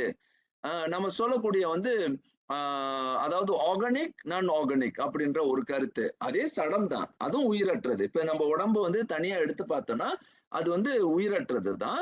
ஆனா அந்த உயிரற்ற அதிலேயே ஒன்று கரிம உயிரி அப்படின்ற ஒரு கருத்து, இன்னொன்னு கரிமமற்றது அப்படின்ற அந்த கருத்து. அப்ப கரிமம் வந்து இதுல ரொம்ப முக்கியமான விளக்கத்தை தருது. அடுத்தது ஜெனட்டிக்கலி இன்னெரிட்டபிள் அப்படின்னு சொல்லக்கூடிய இங்க மரபியல் ஊட்டம் பெறுகின்றது. ஒரு மரபுல இருந்து இன்னொரு மரபு. அப்போ மரபியல் ஊட்டம் பெறுவது இல்லை. அப்ப இது கம்ப்யூட்டர் சயின்ஸ்ல இப்ப கொண்டு வராங்க. அதாவது இது முடியும். ஒரு கம்ப்யூட்டர்ல இருந்து இன்னொன்னு இறக்குறது அப்படின்றது. ஆனா இது வந்து பெருநிலை. நம்ம பேசிக்கிட்டு இருக்கிறது இத பிறகு பார்ப்போம். நான் அந்த கம்ப்யூட்டரோட ஒப்பிடும் பொழுது உங்களுக்கு இதுல தெளிவுகள் வந்துரும். அடுத்தது நீங்க பாக்குறீங்க கழிவுகளை வெளியிடுகின்றன. இதைத்தான் நம்ம இப்ப பார்த்துட்டு இருக்கோம். கழிவுகள் அந்த எக்ஸ்கிரீஷன் அப்படின்னு சொல்றத எக்ஸ்கிரிமெண்ட் அப்படின்னா மலம்னு சொல்றோம். இது மலம் கழிவுகளை வெளியிடுவது அல்ல, இல்லை, அது செய்யாது. அதுக்கு வந்து உணவு அந்த மாதிரி கருத்தே இல்லை முதல்ல. அடுத்தது தகவு ஒழுக்கம் அப்படின்ற, அதாவது அடாப்டேஷன் அப்படின்னு, அடாப்ட் டு என்வாயர்மெண்ட், சுற்றுச்சூழலுக்கு தகவு ஒழுக்கம் பெறுகின்றன. ஆனா உயிரற்ற பொருள்கள் அதை செய்வதல்ல, தகவு ஒழுக்கம் பெறுவதில்லை. அதுபோல லேர்னிங், கற்றல், இதுதான் நம்மளுடைய மிகப்பெரிய சவாலாக இருக்கக்கூடிய, கற்கின்றன மற்றும் மேம்படுகின்றன. இங்கதான் பாக்குறோம் கற்றல் இல்லை அப்படின்றது. அப்ப இது பொதுவா நம்ம பார்க்கும் பொழுது இங்க இந்த விளக்கங்கள்ல நமக்கு உயிருக்கு வந்து ஒரு தனித்துவமே இருக்கு அப்படின்றத முதல்ல நம்ம புரிந்து கொள்ளணும். இது ரொம்ப ஆச்சரியமான ஒரு பண்பு. உயிர்கள் அப்படின்ற இன்னைக்கு வரைக்கும் வந்து அறிவியல் அறிஞர்கள் மத்தியில இன்னும் வந்து உடன்படாமல் போகின்ற ஒரு பெரிய நிடம் வந்து இதுதான். இந்த உயிர்களுக்கும் சித்துப்பொருளுக்கும். ஏன் அப்படின்னு பார்க்க போறோம். இது எவ்வளவு சிக்கலை கொண்டு வருது இந்த சிந்தனை அப்படின்னு. சுவாசம், உணவு உட்கொள்வது, ஃபுட் கன்சம்ஷன், ரீப்ரொடக்ஷன், இப்ப இந்த தூண்டுதலுக்கு துலங்குதல், அப்போ நினைவு பற்றிய நம்மளுடைய பெரும் அறிவு, இதை இன்னும் ஆழமா பார்க்கலாம். இறத்தல், அப்புறம் மரபியல் ஊட்டம், கழிவுகள் நம்ம ஏன் செய்யறோம். அப்ப இது ரெண்டையும் நம்ம வந்து பார்க்கும் பொழுது, இதை சுருங்க சொல்லும் பொழுது ஆகமிக் சயின்ஸ்ல, ஆகம அறிவியல்ல நம்ம என்ன பார்க்கிறோம், இந்த சைக்கி அசெண்டிங் சயின்ஸ்ல வாழும் உயிர்களுக்கு உரிய 7 உயிரியல் பண்புகள் வருகின்றன. அப்போ இது முதல்ல விளக்குனதுதான். சூழலில் தூண்டலுக்கு துலங்குகின்றன, ஈர்ப்பு திறன், தகவு அமைப்பு, தானே வந்து அந்த என்வாயர்மெண்டல் அடாப்டேஷன், அது தானாகவே அதை மாற்றி அமைத்து கொண்டே இருக்கின்ற அந்த இயல்பு வந்து ஒரு ஒரு தவளையாக இருக்கட்டும். இங்க பாருங்க, ஒரு தவளை எப்படி தன்னுடைய முதல்ல வந்து பாருங்க, வேறு ஒரு குஞ்சா இருக்கும் போது அது வந்து என்ன பண்ணுது அப்படின்னா, அது முட்டையில இருந்து வரும் பொழுது அது எப்படி ஒரு நீர்ல இருந்து அப்புறம் பிறகு ஒரு தவளையாக மாறுகின்றது அப்படின்றதெல்லாம் நம்ம பார்க்கிறோம். அடுத்தது வளர்ச்சி, அதாவது growth இருக்கு. ஒரு பெரும் நிலையில ability to produce evolution. இங்கதான் கூர்வாக்கம், இனப்பெருக்க திறன் வழி கூர்வாக்கம். இதை வந்து பிறகு ரொம்ப ஆழமா, அதாவது எந்த நிலையில தமிழ் மரபு இதை வந்து விரிவாக்கம் செய்யுதுன்னு பாக்குறோம். Have a metabolism, energy processing and breathing அப்படின்ற அந்த பிரெத்தை எப்படி வந்து நம்ம கொண்டு வரோம் அப்படின்றது ஒரு ஆக்கச்சிதை வினை, சக்தி செயலாக்குதல் மற்றும் மூச்சு இது அடுத்தது மெயின்டைன் ஹோமியோஸ்டெஸ்டிஸ் அப்படின்ற இன்னொரு பெரிய நுட்பத்தை நம்ம பார்க்கிறோம். தன்னுடைய அது வந்து உடம்பு உள்ளுக்கே ஒரு விதமான ஏகநிலை பெற்ற பராமரிக்குது. அடுத்தது கரிம உயிர் அணுக்களால் ஆனது. இது being made of organic cell. அதுதான் நம்ம பார்த்துக்கிட்டே இருக்கோம். வழித்தோன்றலுக்கு முந்து செய்நிரல் மரபிகளை கடத்துகிறது. Passing pre program, DNA on to offspring, அடுத்தடுத்த பாரம்பரியத்துக்கு தன்னுடைய மரபு இதை வந்து இறக்கி வைக்கின்றது, அது இறக்குகின்றது. இதுதான் ஒரு பெரிய ஆய்வு. அப்ப ஆகவே ரொம்ப எளிதா நம்ம என்ன சொல்ல வரோம், உயிர் பொருள்கள் உயிரற்ற பொருள்களுக்கும் உள்ள வேற்றுமைகள் இது போதுமானதா அப்படின்னு கேட்டா இன்னும் போதல. இந்த விளக்கம் வந்து அறிவியல் மத்தியில இது வந்து எடுபடாது. இப்படி அப்படி அவங்கள்ட்ட சொன்னீங்கன்னா, இல்ல நாங்க 2 அப்படின்னு. ஆனா இந்த கருத்தை முதல்ல உள்வாங்கிக்கங்க. ஏன்னா நம்மளுடைய ஆய்வு வந்து நான் எப்படி வேறுபடுகின்றேன் உடல் நிலையில, என்னுடைய முதல்ல உடல் உடலை தான் முதல்ல ஆய்வுக்கு கொண்டு வரும். அப்போ உயிர் பொருள்கள், உயிரற்ற பொருள்கள், உயிர் பொருள்களுக்கு ஆகுதல், உயிர்ப்பியல் அறம் உண்டு, உயிரற்ற பொருள்களுக்கு ஆகுதல் இல்லை அப்படின்ற ஒரு பொது நிலையில இதை புரிந்து கொள்றோம். இன்னும் நம்ம இதை சம்மரைஸ் அப்படின்னு சொல்லக்கூடிய சுருக்கி இதனுடைய ஒட்டுமொத்த ஆய்வை பின்பு தான் செய்ய போறேன். இன்னும் காலம் இருக்கு. இப்போ இதே கருத்தை எப்படி தொல்காப்பியர் கொண்டு வர்றாரு? இப்பதான் தமிழுக்கு கொண்டு வர்றாரு. தமிழ் தான் அறிவா மாத்துறாரு. அப்போ நம்மளுடைய தமிழ் அறிவியே அப்போ மெய்யின் வழியது உயிர் தோன்று நிலையே அப்படின்னு அந்த ஒரு முதல் கருத்தை உடம்பின் வழிதான் இந்த உயிர் வெளிப்பட்டு நமக்கு உலகிற்கு நிற்கின்றன அப்படின்ற அந்த கருத்து. ஆகவே உயிர் மெய் என்ற அந்த உடம்பு இரண்டும் இரண்டு பிரிச்சிடுறாரு முதல்லயே. இந்த கருத்து தான் இன்ன வரைக்கும் பாருங்க தமிழை தற்காக்குன்றது. உயிர் வேறு மெய் வேறு அப்படின்றத அது இலக்கணத்திலேயே அவர் விளக்கி கொண்டு போற விதம் ரொம்ப ஆச்சரியமா இருக்கும். அப்ப தமிழ் நெடுங்கணித ஆகம இலக்கணத்தை எப்படி உருவாக்குனாரு அப்படின்னா இன்ஃப்ராசைக்கிசம் அப்படின்னு மெத்தமெட்டிக்கல் கிராமர். இது ஏன் கண்டினியூஸ் மெத்தமெட்டிக்கல் அப்படின்ற அந்த வார்த்தை எல்லாம் ரொம்ப நுட்பம். இது மெத்தமெட்டிக்ஸா நிச்சயமாக கணிதம். இது அதுக்கு இதை விளக்கறதுக்கு அதை எடுத்து காட்டுறதுக்கு ஒரு இன்னொரு பாடம் இப்ப முடியாது. ஆனா முதல்ல நம்ம இந்த உயிரியல் மட்டும் பார்த்துக்கொள்வோம். இன்ஃப்ராசைக்கிசம் அப்படின்னா ஒரு சைக்கிசம் அது உள்ளடக்கமாகவே அதெல்லாம் இருக்கு. நம்ம சொல்லக்கூடிய அந்த உயிர் உள்ளேயே இதெல்லாம் நடக்கின்றது அப்படின்ற அந்த கருத்திலேயே தான் உயிரை மையப்படுத்தி தான் நடக்குது இதெல்லாம். அப்போ உயிர்மை அல்லன மொழி முதல் ஆகா அப்படின்ற இந்த வரி இன்ஃப்ராசைக்கிசம் விளக்குது. அதாவது இது என்ன சொல்ல வருதுன்னா உயிர் மெய் அல்லன, உயிரும் மெய்யும் அல்லன மொழி முதல் ஆகா. அப்போ உயிர் இருக்கணும் முதல்ல. உயிர் இருந்தால் மெய்க்கு அதாவது பொருள்படும். மெய் விளக்கமா உடம்பு இருப்பதின் காரணம் தெரியும். உயிர் இல்லைன்னா மெய் இந்த உடம்பு இருந்தாலும் அதுக்கு காரணம் கிடையாது. அப்போ அந்த காரணத்தை தெரிந்து கொள்வதற்கு உயிர் தேவை அப்படின்றது. அப்ப psyche is not a body, the body is not the psyche, and without either psyche or psyche with the body, அப்ப language is never able to originate to be first அப்படின்ற ஒரு பெரிய கருத்தை சொல்றாரு. நீ அறிவை பத்தி பேசணும் அப்படின்னா உயிரும் மெய்யும் இருந்தாதான்ப்பா அறிவு அங்கிருந்து உருவாகுது. மெய்யை மட்டும் வைத்துக்கொண்டு நீ அறிவை பேசவே முடியாது அப்படின்றாரு. இப்ப நம்ம சொல்லலாம் அப்ப கம்ப்யூட்டர் எப்படின்னு. முதல்ல நாம உயிர் இருந்தா தானே அந்த கம்ப்யூட்டர் என்ன பண்ணுது இதெல்லாம் கருத்து வரும். முதல்ல நாமே இல்லைன்னா அப்படின்னா அந்த உயிரே இல்லைன்னா அப்புறம் அடுத்தது நீங்க என்ன பேச போறீங்க மெய்ய வச்சுக்கிட்டு அப்படின்ற கேள்விதான். அப்ப பாருங்க இலக்கணத்துல எவ்வளவு நுட்பத்தை கொண்டு வராரு. பின்பு இதுலதான் உயிர் உந்தி எழுப்ப உயிர் தான் மூலத்துல எல்லாத்துக்கும் மூலம் உயிர் நடத்த அத்தனையும் உருவாகும் அப்படின்ற அந்த கருத்து தான் அங்க மையப்படுத்தி நிக்கிறாரு. உயிர் முதல் ஆகிய அப்ப இந்த கருத்து உயிர் முதல் ஆகிய மொழியும் உளப்பட அப்படின்ற அந்த கருத்தை அந்த இதை முதல்ல பார்த்தோம். இதுதான் அப்ப முதல் எடுத்துக்காட்டுனா உயிர்மெய் அல்லன மொழி முதல் ஆகா.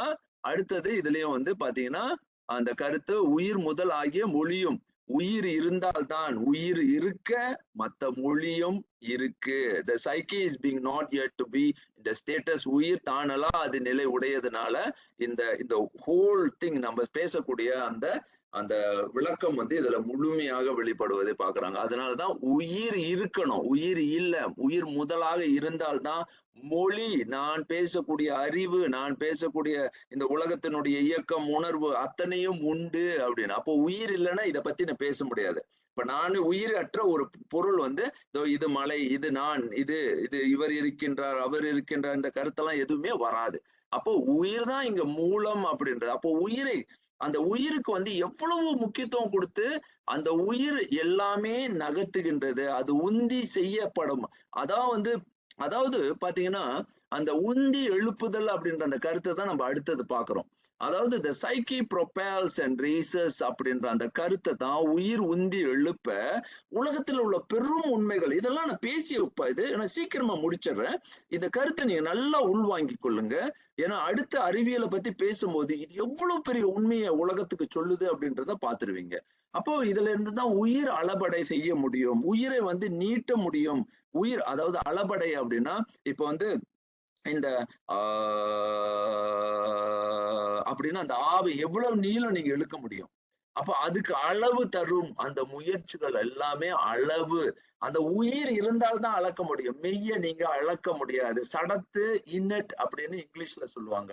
அது செயல்படாத சடம், செயல் அற்றது, அது இயக்க நிலையில அது வந்து பாத்தீங்கன்னா அது இயங்கினாலும் இங்க இங்க என்ன சொல்றோம்னா உயிர் தான் அந்த இயக்கத்தினுடைய மூல காரணமாக இருக்கின்றது அப்படின்ற அந்த இதை வந்து விளக்குறாரு. அதே இது இந்த அந்த வரியிலேயே பாருங்க இன்னொரு இலக்கணமும் செய்யறாரு. உயிரல் எழுத்தும் என்னப்படா, உயிர் அற்ற இந்த உயிரற்ற இதெல்லாம் சடம். சடத்தை வச்சு நீங்க என்ன பண்ணாலும் யூ கேனாட் டூ மேத்தமேட்டிக்ஸ்ன்னு சொல்றாரு. கணிதம் செய்ய முடியாதுன்னு சொல்றாரு. கணிதம் வராதுன்றாரு. உயிர் இல்லாத இடத்துல கணிதம் இல்லைன்றாரு. கணிதம் வராது. உயிர் இருந்தாதான் அந்த இடத்துல கணிதமே பார்க்க முடியும். ஏன்னா கணிதம் இஸ் அ மந்த்ரா. அது கணிதம் என்பது ஒரு அப்டிராக்ட், ஒரு உண்மையினுடைய விளக்கம். அப்ப கணிதம் இல்லாம நீங்க என்னமே அப்போ உயிரல் எழுத்தம் என்னப்பட, அதனாலதான் அது கணிதம்னு சொன்னோம். ஆரம்பத்திலே இது பாருங்க எவ்வளவு நுட்பமா இதை வந்து நெடுங்கணிதம் அப்படின்னாங்கன்னா, கணிதம் வர்றதுக்கு முதல்ல உயிர் இருக்கணும். உயிர் இல்லைன்னா கணிதம் வேலை பார்க்காது. கணிதம் அப்டிராக்ட். கணிதத்தை நீங்க பயன்படுத்தவே முடியாது. இந்த இடத்துல இந்த கணிதம் இருக்கு. அது வந்து ஒரு மந்திரம். பிறகு நான் அதை பத்தி பேசுறேன். மந்திராயணம் வந்த பிறகு the essence of lifeless, not a psyche, consonant sounds cannot be expressed or articulated. It signifies a lack of sentient functioning capacity அப்படின்னு. இது வந்து அதுக்கு அந்த ஆற்றலே கிடையாது அதுக்கு.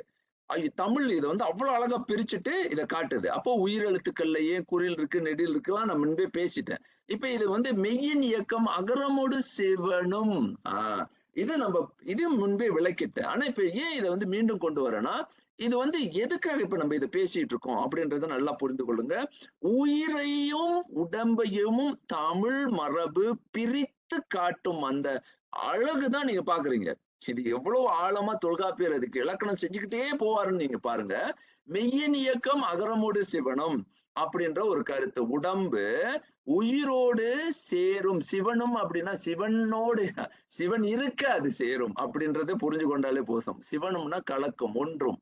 அப்போ ஒன்றுதல் நடப்பதற்கு உயிரும் மெய்யும் ஒன்றாகுவதற்கு அங்க சிவம் வேண்டும் அப்படின்ற கருத்தையும் உள்ள வச்சு, அதுக்கும் மேல என்ன சொல்றாருன்னா, இந்த அகரம் அப்படின்ற அந்த சொல் உயிர், அந்த உயிர் அந்த உடம்புல சேருவதற்கு மூலமே அங்க அந்த இயக்கம் ஆகி, அந்த இயக்கம் பெறுவதற்கு, அந்த உடம்பு அந்த நடப்பதற்கு, உடம்பு எடுத்து அவன் பேசுகின்றான், உடம்பு அந்த உயிர் உடம்புல சேர அவன் நகர்கின்றான். அவன் அப்போ உடம்பை விட்டு அந்த உயிர் பிரிய அவன் பிணமாகி, இவன் வந்து அந்த உடம்பு அவன் இவன் சொல்லாம அதற்கு ஒரு பேர் கொடுக்கிறோம் அந்த இடத்துக்கு.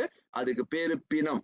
அவன் வந்து செல்வன் இருந்திருப்பான், அவன் வந்து லட்சுமணனா இருந்திருப்பான், அவன் பேர் வந்து குணாளனா இருந்திருக்கும். அப்ப அதுக்கு பேர் எல்லாத்தையும் எடுத்துட்டு அவனுக்கு ஒரே ஒரு பேர் கொடுப்போம். அவனுடைய பேர் மரணமுற்ற ஒரு ஒரு ஒரு நபருக்கு அவருக்கு கொடுக்கக்கூடிய ஒரே சொல் பிணம். அப்போ அந்த பிணம் என்ற அந்த அந்த இதுல இருந்து அது ஏன்னா சடம், பிணம் என்பதே சடம், அது ஒரு சடம், அதுக்கு மேல அங்க இயக்கம் இல்லை.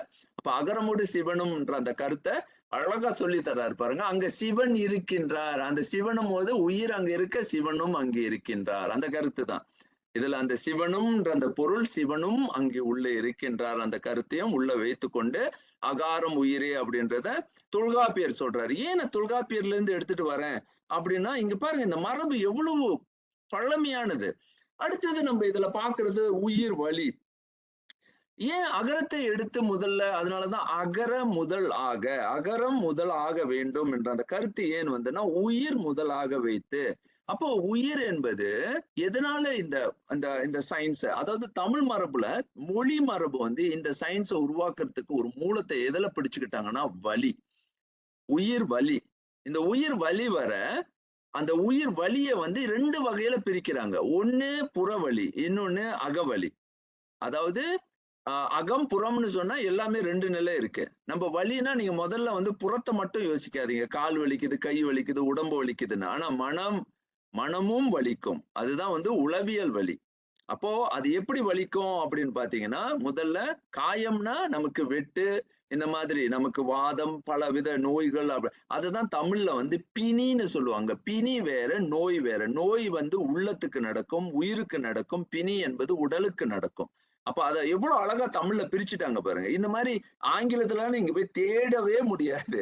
உடலுக்கு வேற, இப்பதான் வந்து சயின்டிபிக் டேர்ம் வர்றதுனால அதை பிரிக்கிறாங்க. பிசியோ அப்படின்ற மாதிரியும், பின்னால சைக்கோ அப்படின்ற அந்த கருத்து. நான் முன்பே சொல்லிட்டேன், சைக்கி அப்படின்றது, சைக்கோ இதெல்லாம் வந்து தமிழ் சொற்கள். பிறகு இதை பத்தி பார்ப்போம். ஆனா இங்க வந்து பாத்தீங்கன்னா உள் நிலையில அங்க மன அழுத்தம், கவலை, நம்ம சொல்ற அந்த என்சைட்டி, கிரீஃப், டிப்ரெஷன், மனசோர்வு, தனிமை, இந்த மாதிரி த்ரோமா, மன உளைச்சல், இதெல்லாம் வந்து உள்நிலையில நடக்கக்கூடிய வலி. ஆகவே தமிழை எப்படி பிரித்தார்கள் அப்படின்றத 8 நிலைகள்ல இதுக்கு முன்பு நான் பிரித்து காட்டினேன். அது எல்லாத்துக்கும் மூலத்தை உயிர் வலியை தான் மையப்படுத்தினாங்க. உயிருக்கு வலி உண்டு அப்படின்ற பெரும் உண்மையை முதல்ல கண்டதுதான். ஏன் உயிருக்கு வலி உண்டு? அது உந்தி எழுப்புனாலும் உயிர் வலியினாலதான் அது வெளிப்படுதே தவிர, உயிருக்கு வலி இல்லை என்றால் அது வெளிப்பட்டு செயல்படாது. இது ரொம்ப ஆச்சரியமான ஒரு சிந்தனை பாருங்க. இந்த சிந்தனைய வந்து எந்த மரபுலயும் வந்து வலிய மையப்படுத்தி எங்கேயாவது சிந்திச்சிருக்கிறது நீங்க பார்க்கிறீங்களா? இல்ல. அந்த ஒரு பண்பாட்டு மரபியே வலியின் அடிப்படையில சிந்திச்சிருக்காங்க பாருங்க. வலிக்க, உயிர் வலிக்க அது இதெல்லாம் செய்யுது. வலி இல்லைன்னா யாராவது செய்வாங்களா? நீங்க பாருங்க, யாருக்குமே அந்த உணர்வுல வலி வலிக்க, உடல் வலி வலிக்க அவன் செய்யறான். அப்போ அவன் வந்து அந்த வலியிலிருந்து விடுபட வேண்டும். Psychic pain, pain of the சோல்ல இருந்து அவன் வெளிப்பட வேண்டிய அந்த முயற்சியை தான் முதல்ல தமிழ் வந்து நெடுங்கணித ஆகம இலக்கணமாகவே வகுக்குது. எவ்வளவு இன்டலெக்சுவல் கான்செப்ட நம்ம பயன்படுத்துறோம் பாருங்க. இது வந்து எந்த மிஷினுக்கும் வரவே வராது, சடப்பொருளுக்கும் வரவே வராது. அதுக்கு வலி எந்த பொருளுக்கு இருக்குதோ அதனாலதான் இப்படி செயல்பட முடியும்ன்ற முதல் மூல கருத்தை போய் பிடிக்கிறாங்க. இந்த மூல கருத்தை பிடிச்சுக்கிட்டு வலி இருக்க நீ செய்வ அப்படின்றது.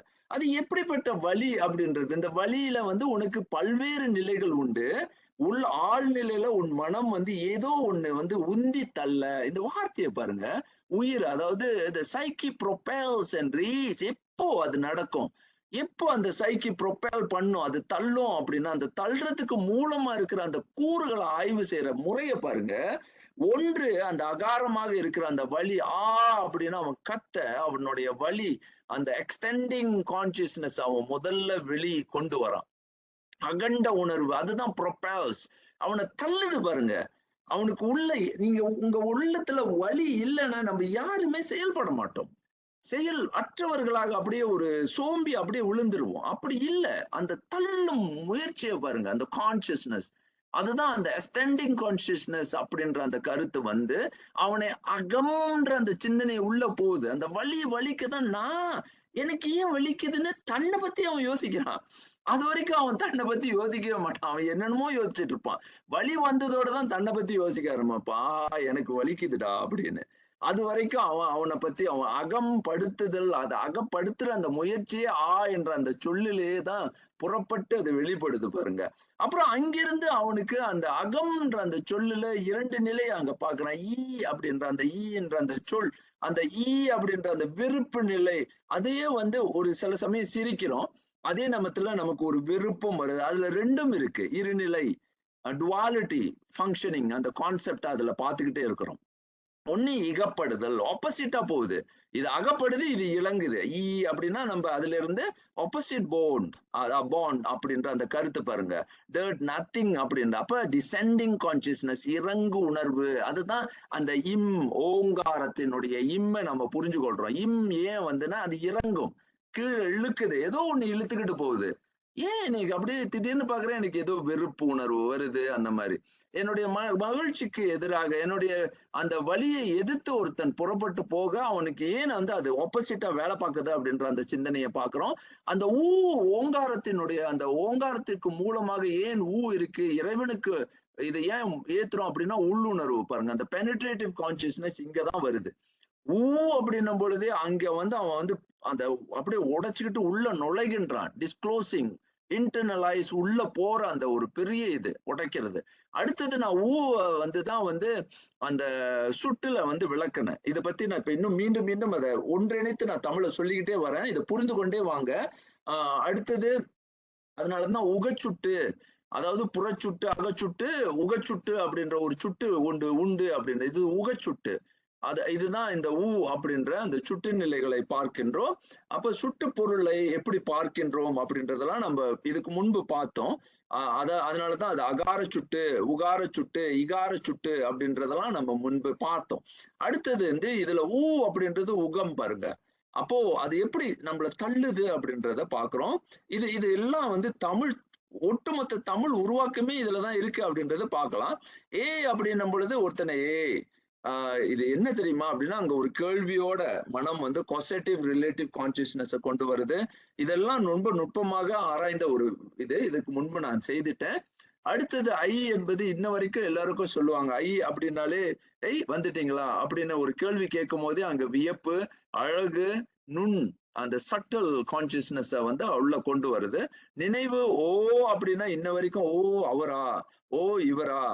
இவர்னால தான் இது வந்ததா? ஓ அப்படின்ற அந்த சிந்தனை ஒருமிய உணர்வு, ஹார்மோனைஸ் அப்பதான் நம்ம வந்து இணைக்கிறோம். நம்ம பிரெயின்ல இருக்கிற அந்த நினைவுகளை எல்லாம் ஒன்று திரட்டி அந்த ஒன்று திரட்டும் அந்த உருமிய உணர்வை நாம் பெறுகின்றோம். அந்த ஓங்காரம் என்பது ஏன் வந்து ஓங்காரத்தை நம்ம வந்து ஓ அப்படின்னு சொல்லும் பொழுதும் ஆன்னு சொல்றதுக்கும் வித்தியாசம் இருக்கு. ஓ என்பது ஒன்று திரட்டும் ஒரு முயற்சி. அது திரட்டும். அதனாலதான் நான் வந்து ஓங்காரத்தை நான் வந்து எப்படி பார்க்கிறோம் அப்படின்னா, எப்படி கொண்டு வரோம்? முதல்ல நான் அந்த ஓங்காரத்தை சொல்லும் பொழுது, நீங்க பாருங்க இது ஓங்காரம் வந்து ஒன்று திரட்டும் அப்படின்ற அந்த கருத்தை நம்ம முதல்ல பார்த்தோம். அதனாலதான் அது மேல கொண்டு வந்துட்டேன். ஆனா நான் இந்த ஓங்காரத்தை நான் மீண்டும் சொல்றேன். இத பாருங்க. ஆ, உ, மா சொல்லும்போது, இது ஏன் ஓம் சொல்றோம்னா, இதெல்லாம் ஒன்று திரட்டும். இது 3யும் ஒன்றாக பார்த்து, இதை ஊவை கொண்டு அதாவது ஆ என்ற அந்த வலியை, ஆ என்ற அந்த அந்த உயிரினுடைய நிலையை இங்கே ஊவோடு சேர்க்க, இங்க வந்து ஆ வந்து மாவோட சேராது என்னைக்குமே. ஆ வந்து உயிரை இந்த உயிர்நிலையில சேர, இந்த இறை பதி வந்து அந்த மகாரத்தை வந்து ஒடுக்க, அந்த மகாரம் மீண்டும் மீண்டும் அகாரத்தை தாக்க, இப்படியே இது வந்து அப்படியே சுத்திக்கிட்டே இருக்கு. இந்த சுழற்சியில தான் நம்ம இப்ப சிக்கி தவிக்கின்றோம் அப்படின்ற அந்த கருத்தை சொல்லும் பொழுது, ஓ அப்படின்ற அந்த நினைவு கூறுதலை இந்த ஓங்காரம் செய்கின்றது. அப்ப இந்த ஓம் என்ற அந்த சொல்லை நாம சொல்லும் பொழுது, இதெல்லாம் ஒருமிய நிலையில தான் நம்மளுடைய வாழ்க்கை இருக்கின்றது அப்படின்ற கருத்தை அது சொல்லுது. அப்போ அந்த ஓம் அப்படின்ற அந்த ஓம் ஓம்னு சொல்லும் பொழுது, நாம என்ன செய்றோம்? அத வந்து ஏன் முதல்ல இந்த வரியில சொல்றோம்? ஊ அப்படி இம்முன்னு சொல்ல மாட்டோம். மா சொல்லுவோம். ஏன்னா அது திருப்பி தொடர்ந்துரும். இங்க பாருங்க இம்மா இப்படி போவோம். இம்மா அப்படின்னு சேர்ந்துரும். மான்னு சேர்ந்துரும். அதனாலதான் அது வந்து மான்னு சொல்லுவாங்க. அதனாலதான் இந்த எந்திரம் போடும் பொழுதும் இதுக்கு வந்து திருமூலர் வந்து இதை வந்து மா போட சொல்லுவாரு. இம்மு போட மாட்டோம் இதுக்கு. ஏன் மா சொல்றோம்? இதுக்கெல்லாம் விளக்கம் குடுத்துட்டேன். அது ஏன் 8, 2 இதெல்லாம் வந்து சித்தர் மரபுல ஏன் விலகுது? எல்லாம் விளங்கிட்டேன். இது 8ஆம் நம்பரு, இது ஏன் 2ஆம் நம்பரு, 8ம் 2ம் சேரும் பொழுது அது 10. இந்த 10 எங்கிருந்து வருது? இதுதான் 10. அப்ப இந்த 10 எங்கிருந்து இருக்கு? எண்ணிக்கையினுடைய எண்ணுல பார்க்கும் பொழுது இது 10. இதெல்லாம் விளக்கிட்டேன். ஆழமா விளக்கிட்டேன். அப்ப இத பார்க்கும் பொழுது, இந்த அப்படின்ற அந்த சத்தம் எங்கிருந்து வருது? இந்த மாதிரி மா சொல்லி ஏன் ஓம் சொல்றோம்? அப்படின்ற அந்த ஓங்காரத்தினுடைய விளக்கம் இதுல நமக்கு முன்பே இத பற்றிய ஒரு பெரிய ஆய்வு இன்னும் தொடரல. அது முடியல. அது இன்னும் அது செய்ய வேண்டிய இன்னும் விளக்கம் நிறைய இருக்கு. அது மந்திராயணத்தை வரும்பொழுது இன்னும் ஆழப்படுத்தி அதை விளக்குறேன். அதை எப்படி நீங்க செய்யணும் வீட்ல? இதை எப்படி வந்து இந்த மந்திராயணத்தை வந்து நீங்க வந்து செயல்படுத்துறது அப்படின்றதெல்லாம் நம்ம பார்க்கவிருக்கிறோம். ஆனா இது வந்து இப்போ வந்து நாம புரிந்து கொள்றது தமிழின் அடிப்படையில இத வந்து எப்படி புரிந்து கொண்டிருக்கோம். அப்ப தொல்காப்பியர் என்ன செய்யறாரு அப்படின்றத நம்ம பார்க்கிறோம். தொல்காப்பியம் எப்படி கொண்டு போகுது பாருங்க. அந்த வழியை 2 நிலையில பிரித்து அவர் இப்படி செய்யும் பொழுது, இந்த எகாரத்தை முடித்த பிறகு அங்க ஒகாரம் வருது. ஐகாரம் செஞ்ச பிறகு சப்டல் அந்த சட்டில் கான்சியஸ்னஸ் முடிச்சுட்டு ஒகாரம் முடிச்சு இந்த இதுதான் இந்த என்ற சத்தம் வந்து அப்படின்னா திகைப்பு அப்படின்ற ஒரு கருத்து நமக்கு எல்லாருக்கும் இருக்கு. அப்படின்னு யூ ஆர் ஹியர் அப்படின்னா எல்லாம் ஆங்கிலத்துல சொல்லுவாங்க. அது ஆங்கில வெள்ளைக்காரங்களும் அந்த வார்த்தையை அதே மாதிரி சொல்லிதான் சொல்லுவாங்க. அது அந்த திகைப்பு வரும் அப்படின்னு அந்த அப்படின்னா அந்த தான் சொல்லுவாங்க. அந்த அந்த நினைவை நினைத்து புரிதலை புரிந்து அடுத்தது அந்த சேர்த்துருவாங்க. சேர்க்கிறாங்க. அந்த சேர்க்க அது ஒரு ஒருங்கிய இதான் அவுக உணர்வு அப்படின்றத சொல்றேன். அந்த சொல்ல நான் வந்து ரொம்ப நுட்பமான தமிழ் சொல் அவுக உணர்வு பாருங்க. நிறுத்தி ஒரு உண்மையை பார்த்துட்டு இதுக்கு முன்ன நான் பார்த்திருக்கேன் அப்படின்னு பிரிச்சிரும். நிறுத்தி நீங்கும் உணர்வு ஸ்டஃபிஃபை கான்சியஸ்னஸ் அப்படின்ற ஒரு நுட்பமான சொல்லை உங்களுக்கு உருவாக்கி அதுல கொடுத்துருக்கேன். ஏன்னா இது வந்து என்னுடைய நூல்ல நான் இதை வந்து ஆய்வு செய்து இதை வந்து நுட்பமா இதை விளக்கியிருப்பேன். அப்போ இதெல்லாம் உயிருக்குள்ளது. இது வந்து எதுவுமே சடத்திற்கு அல்ல அப்படின்ற அந்த கருத்தை நம்ம இதுக்கு முன்பு பார்த்தோம். இப்போ வந்து அடுத்தது வந்து இங்க இத பாக்குறோம். உயிருக்கு வந்து வலி, வெறுப்பு இது அப்படியே ஒரு சுழற்சியாக முதல்ல அந்த அ, இ, உ 5 எழுத்து மந்திரத்தினுடைய அந்த நுட்பத்தை நான் முன்பே வெளிநிலையில விளக்கியிருக்கேன். அது எப்படி இயங்குது அப்படின்னா, வலி வர எனக்கு அந்த வலியை வெறுக்க, அந்த வலி எனக்கு வரக்கூடாது, அந்த வலி எனது அல்ல அப்படின்னு நான் நினைக்க, ஏன் எனக்கு வலி வருது? வலி எனது அல்ல அப்படின்னு நான் நினைக்கும்போது, அதுதான் அந்த மலம். அந்த அந்த நிலையிலிருந்து நான் வெறுப்பு நிலைப்பட்டு, அங்கிருந்து நான் வந்து என் உள்ளே என்ன மறைந்து கிடக்குது? அப்படின்ற அந்த வெறுப்பு வரும்போது, ஏதோ வெறுப்பு. இந்த வெறுப்பிலேயே போனேன்னா அவனுக்கு டிஸ்ட்ரெஸ். அவனுக்கு வந்து பார்த்தீங்கன்னா, என்ன வகையான டிப்ரஷன் எல்லாமே வருது. அத போ போக்கணும்னா, என் உள்ளத்துல என்ன மறைஞ்சு கிடக்கு அப்படின்றத அவன் வெளிய எடுத்துட்டு வரணும். அது அப்படியே ஊ அதான் ஊன்னு சொல்லி அததான் வந்து ஒரு பெரிய அந்த மறைந்து கிடக்கின்ற அந்த உண்மையை வெளியே எடுத்தால் தான் வெறுப்பு, வலி நீங்கும். எதனால் வலிக்கின்றது? எதனால் எனக்கு வெறுப்பு வருகின்றது? அப்படின்றதுல இருந்து தான் அந்த கேள்வியா மாத்தி அவன் அதை பல நினைவுகளோடு அதை கோர்த்து இந்த வலியை அவன் அகற்றுகின்றான் என்ற அந்த 5 இதுலதான் 5 மலங்களும் உருவாகுது. பிறகு இது எப்படி 5 மலம் உருவாகுது அப்படின்றத இந்த 5 நிலையை பத்தி விளக்குறேன். அப்புறம் அது 5 நிலைகள் எப்படி 3ஆக மாறுது அப்படின்லாம் பார்க்க போறோம். அப்ப இதுதான் வந்து விரித்து நான் வந்து ஒவ்வொரு உணர்வுகளையும் பிரித்து பிரித்து பார்க்கிறோம். தமிழ் உணர்வு பேசுது. அகண்ட உணர்வு, அகல் உணர்வு, அகம்படுதல் உணர்வு அப்படின்ற ஒரு பெரிய உணர்வை செய்கின்றதை நம்ம பார்க்கிறோம். என்பது எளி உணர்வு, இறங்கு உணர்வு, குறு உணர்வு, இகமாகுதல் இதெல்லாம் தமிழோடைய எழுத்துக்களே இதுல பார்க்கலாம். இழிவு, இறங்கு இந்த சொல் எல்லாமே பாருங்க வச்சுதான் மையப்படுத்தி வரும். அந்த என்பது அது எப்படி அதுல இருந்து விடுபட்டு நம்மை டிசெண்டிங் கான்சியஸ்னஸ்ல இருந்து எப்படி குறு உணர்வு அந்த கான்ட்ராக்டிவ் கான்சியஸ்னஸ் இதெல்லாம் வந்து பாரு உண்மையை காட்டுது. டிமினிஷிங் இந்த ஸ்ட்ரென்த் ஆஃப் அந்த அந்த நம்மளுடைய ஆற்றலை அப்படியே குறைத்து கொண்டு வருவது. அந்த என்பது உகார உள் நுழைவு, உணர்வு, ஊடாடு அப்படியே நம்ம மற்றவங்களோட தொடர்புக்கு கொண்டு வருது. நம்மை மட்டும் இல்லாமல் ஆய்வு அந்த இதுல வந்து சர்பாசிங் அண்ட் அவுட் டூ அப்படின்ற அந்த நிலைக்கு கொண்டு போகுது. ரிப்ரசென்ட் த பெனிட்ரேட்டிங் கான்சியஸ்னஸ், ஊடாடு, இன்டராக்டிங், திசை அப்படின்னு உள்ள போக வைக்குது பாருங்க. அப்படியே அடிச்சுக்கிட்டு போகும். The consciousness that penetrate deeply, interact with the various direction and surpasses inner limits. உடைக்குது. இதுதான் இல்லைன்னு நினைக்கிறத உள்ள போய் உடைச்சு பிளந்து எடுத்து வெளியே கொண்டு வரக்கூடிய ஆற்றல அந்த சக்தி வைத்திருப்பதை பார்க்கிறோம். என்ற அந்த ஏது உணர்வு, எழுகை உணர்வு இதெல்லாம் பார்த்தோம். அப்போ இது வந்து ரிலேட்டிவ் கான்சியஸ்னஸ் அண்ட் கொசேட்டிவ். இந்த இந்த சாதாரணமா பார்க்கும்போது இதுதான் இந்த கொசாலிட்டி சயின்ஸே உள்ள வச்சிருக்கிறது இந்த அப்படின்றத நம்ம பார்க்கிறோம். அடுத்தது இந்த ஐகார உணர்வும் அதே மாதிரி ரிப்ரசென்ட் சட்டல் கான்சியஸ்னஸ் அப்படின்னு இங்க பாத்தீங்கன்னா 7 வந்துடுச்சு. 1, 2, 3, 4, 5, 6, 7 இருக்கு. இன்னும் 2 பார்த்துருவோம். அதுதான் ஒகாரம் வந்து ஒரித்தல் இந்த மாதிரி ஒரு ஒண்ணம், ஒன்றிய பதிவு, பதிகை, நிமிரோங்கு அப்படின்னு அந்த மாதிரி ஒரு யூனிஃபையிங் கான்சியஸ்னஸ் அப்படியே வெளியே ஹார்மோனைசிங் கான்சியஸ்னஸ் அப்படின்னு அது மட்டும் இல்லாம அது யூனிஃபை ஹார்மோனைஸ் அண்ட் அப்படியே என்ன செய்யுது கொலெக்டிவா அவனை வந்து மேல உயர்த்துற அந்த அந்த நினைவுகளினுடைய ஒட்டுமொத்த ஆற்றலே திரட்டுது.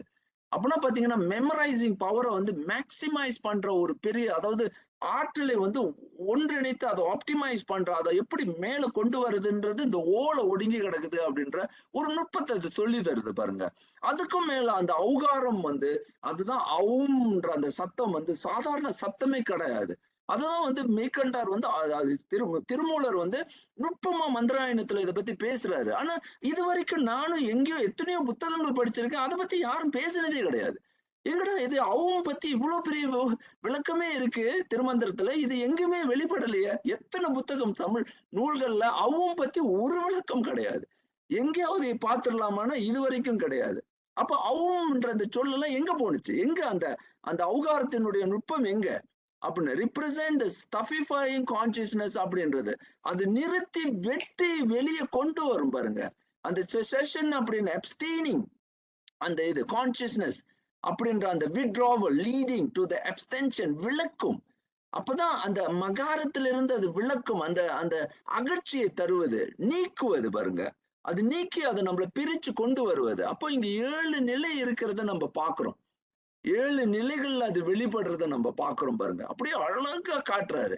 இந்த 7 தான் கொண்டு வந்து தமிழர் அந்த தமிழ் மரபுல சரிகம பத நிசா அப்படின்ற 7 இது வந்து இது வந்து நீங்க கோரிலேஷன் மட்டும் நினைச்சிடாதீங்க. இது வந்து அகாரம். இத பாருங்க. ஆரோகணம். ஆர் ஓம் ஓமை நாம் ஆர்னா உயர்தல். ஆர்னா அசென்ஷன், கிளைம்பிங் அப். இல்லைன்னா அது வந்து அசெண்டிங். அந்த அசெண்டிங்கோட ஆர் ஓம். ஓமை நீங்க சரி செஞ்சு அதை நீங்க சொல்ல ஆரம்பிச்சீங்கன்னா அதுக்கு பேரு ஆரோகணம். அதே வந்து அமர் ஓகணம். இந்த மாதிரி இன்னும் பிரிக்கல. அவங்க இதெல்லாம் வந்து சமஸ்கிருதம்பா, இதெல்லாம் தூக்கி போட்டுருங்க அப்படின்னு இன்னைக்கு தமிழ் உலகமே, தமிழ்நாடே அப்படி கிடக்கு. இதெல்லாம் பேசாதீங்கப்பா. இதெல்லாம் வந்து சமஸ்கிருதம் அப்படின்னு. அமர். அமர்னா தமிழ் பாருங்க. அமர்னா கீழ, descending, descension, climbing down in the study of firm manner. ஓங்காரத்தை எப்படி ஏற்றுவது, இறக்குவது, ஓங்காரத்தை எப்படி சுழற்றுவது அப்படின்றது 7 நிலைகள்ல சுழற்றலாம் அப்படின்றத தான் இன்றைக்கு சரிகம பதனிசா அப்படின்ற அந்த சுர நிலைகள்ல பார்க்கிறோம். 7 சுரங்களை நாம புரிந்து கொள்றோம். அதத்தான் 7 சுரங்கள் என்ற அந்த கருத்து பிங்களம் மட்டுமில்ல, திவாகரம் பேசும். ஆ இ உ ஏ உ ஔ வென்றேலும் 7 இசை கெய்து அக்கரங்கள் அப்படின்னு சொல்றாரு. அக்கரம்னு சொல்றாரு. இந்த 7 இசை அக்கரம். இது 7ம் வந்து அக்கரங்கள். உங்களுக்கு தெரியுதா அப்படின்னு கேட்கிறாரு பிங்களம். 10ஆம் நூற்றாண்டு, 9ஆம் நூற்றாண்டு. இதுக்கு முன்பே பாருங்க தமிழர்கள் வந்து இந்த ஆ இ உ ஏ உ ஔலாம் வந்து இது சாதாரணமா 7 நோட்ஸ்ன்னு சொல்றாங்க. 7 நோட்ஸுக்கு பின்ன இருக்கக்கூடிய இஸ் வித்தின் த பாருங்க, is ascent and abide within the சட்டில் 7 மியூசிக்கல் சவுண்ட்ஸ்னு. இததான் திருமூலர் பிடிச்சு அப்படியே இழுக்கிறாரு வெளியே. நீங்க நினைக்கிற மாதிரி இல்ல, இந்த அகார உகாரம்லாம் சாதாரணமான விஷயம் கிடையாது, நீங்க படிக்கிறதே மந்திரம்பா அப்படின்னு சொல்லி தர்றாரு. அப்போ மந்திரங்களை இன்னைக்கு வந்து விட்டுட்டு அப்படியே இதெல்லாம் இப்ப பாருங்க, மந்திராயணம்னால என்னன்னு முதல்ல தமிழ் உலகத்துக்கு ரொம்ப அந்நியமா போயிருச்சு. அப்போ அப்படி போகும் பொழுது மந்திராயணத்தை அப்படியே சொல்றாரு பாருங்க. அகாரம் உகாரம் அப்படின்ற அந்த கருத்தை வெளியே கொண்டு வர்றாரு. இதைத்தான் மீண்டும் நான் வலியுறுத்தி சொல்றேன். இந்த 7 இந்த சைக்கி ப்ரொபல்ஸ் ரேசஸ், இந்த 7 இந்த உணர்வுகள் தான் நம்மளுடைய 7 ஆதாரங்கள். இது 8ஆம் நிலையில 8 நிலை தமிழர்களுடைய இது வந்து 8 முதல்ல. ஏன் 8 அப்படின்றத அதாவது பார்க்கிறோம். 8 தாண்டாது. 8 தான் தமிழர்களுடைய அந்த முடிநிலை. ஏன்னா அந்த இதுல நான் மீண்டும் காட்டுறேன். இந்த பாருங்க 1, 2, 3, 4, 5, 6, 7, 8 மீண்டும் சுத்திரும். 8 தொடும் போது அது சுழற்சி. அது சுழற்சி. ஆனா அது உயர் சுழற்சி. அது சுழன்றிருக்கும். ஆனா உயர்க்கு போயிருது. ஆனா சுழற்சி. அது சுத்திருச்சு. அது சுத்திரும். அதே போலதான் இங்க பாருங்க. இதுதான் ஆதார சக்கரங்கள். இப்ப இதெல்லாம் நம்ம எப்படி இதெல்லாம் இது வந்து சரி இன்னைக்கு சும்மா சொல்றாங்க, இந்த இதை பாருங்க என்னன்னா இந்த தானத்துல இருக்கு, அந்த தானத்துல இருக்குன்னு. இதை எப்படி உணர்வது அப்படின்றது பின்பு ரொம்ப ஆழமா பார்க்க போறோம். அக்னிபுல குண்டலினி ஆற்றல, மூலாதாரம், சுவாதிஸ்தானம், மணிப்பூரகம், அநாகதம், விசுத்தி, ஆக்ஞை, உச்சித்தலம்னு சொல்லக்கூடிய சகஸ்திர தலத்தையும் நாம எப்படி பார்க்கின்றோம். அதற்கு மேல இதெல்லாம் உடல் மையப்படுத்தியது, உடலை மையப்படுத்தியது. உடலுக்கு மேலே வந்து நீங்க வந்து அதாவது இன்னும் ஒரு நிலைகளை நாம உணர முடியும் அப்படின்ற கருத்து இருக்கு. அது அகநிலை ஆய்வு. அது உள்ளுக்கு நான் நுழையல. ஏன்னா அது வந்து துரியாதீத நிலையில என்ன நடக்கும் அப்படின்ற அந்த கருத்து. இதெல்லாம் வந்து எக்ஸ்ட்ரா பார்க்க எனக்கு பிடிக்கல. ஏன்னா இது வந்து ஒரு ஒரு ஒரு நுண்மையான கருத்தை வந்து சும்மா அப்படியே சொல்லும் போது இது ஏதோ ஒன்று அப்படின்னு புரிந்து கொள்ளாமலே போறது வந்து வாழ்க்கையினுடைய அடிப்படையில. இதை வந்து ஒவ்வொருவரும் உணர முடியும். மூலாதாரத்தினுடைய நிலை, சுவாதிஸ்தான நிலையை, மணிப்பூரக நிலையை, அநாகதம். அதனாலதான் வந்து இந்த நமச்சிவாயை சொல்லும் பொழுது இதெல்லாம் ஏன் வந்து உடல் தொட்டு சொல்றோம், ஏன் உடலை வைத்து நிறைய விஷயங்கள் நம்ம எப்படி செயல்படுத்துறோம் அப்படின்றதெல்லாம் இதுல வரும். அப்ப 7 ஆதாரங்களை எப்படி தொடுவது, முதல்ல 5 எப்படி இயக்குவது அப்படின்றது. அப்ப இந்த நுட்பங்கள் இதுல வருது. ஆனா இங்க பாருங்க, இதுதான் இந்த 7 நிலைகளையும் நாம வந்து இந்த உணர்வுகள்ல பயன்படுத்துற முறையை எப்படி இதை வந்து விளக்குறார் அப்படின்னா, இன்னும் தொல்காப்பியர் உள்ள போறாரு. உள்ள போய் என்ன பண்றாரு அப்படின்னா, மெய்ப்பாடுகள் அப்படின்னு இது நான் வந்து இன்னும் இந்த இதுல பாடத்துல வரல. இது வந்து உடம்பை தொட்டு வருவது, உடம்பை தொட்டு வருவது, உடம்பால் ஆகுவது, நகைப்பு, அழுகை, இழிவரல், டிஸ்காஸ்டிங், சர்ப்ரைஸ்ன்னு நம்ம சொல்றோம்ல. இந்த 8 நிலைகளை பிரிக்கிறார். நீங்க கேட்பீங்க, அங்கதான் ஏற்கனவே சொல்லியாச்சு. இது வேற. அதாவது இதே உணர்வ, இதே 7 உணர்வுகளை இந்த நிலையில சொல்ல, அதாவது அதை ஓசையாக எழுப்பி அதை அந்த இதை வந்து எழுப்பிய பின்பு அவர் வந்து இது 8 மெய்ப்பாடுகளாக உனக்கு தெரியும் அப்படின்னு சொல்றாரு. நகைப்பு, அச்சம், பெருமிதம், வெகுளி, உவகை இதெல்லாம் இது உள்ளுக்கு இன்னும் பிரிச்சு பிரிச்சு பிரிச்சு பிரிச்சு அவர் பாட்டுக்கு போறாரு. இவ்வளவு இருக்கு மெய்ப்பாடுகள் அப்படின்னு அந்த எமோஷன் எப்படி உங்களை வந்து ஆட்படுத்தும், அது என்ன செய்யும் உங்களை அப்படின்னு அவர் பாட்டுக்கு சொல்லிட்டு போறாரு பாருங்க உள்ளுக்கு.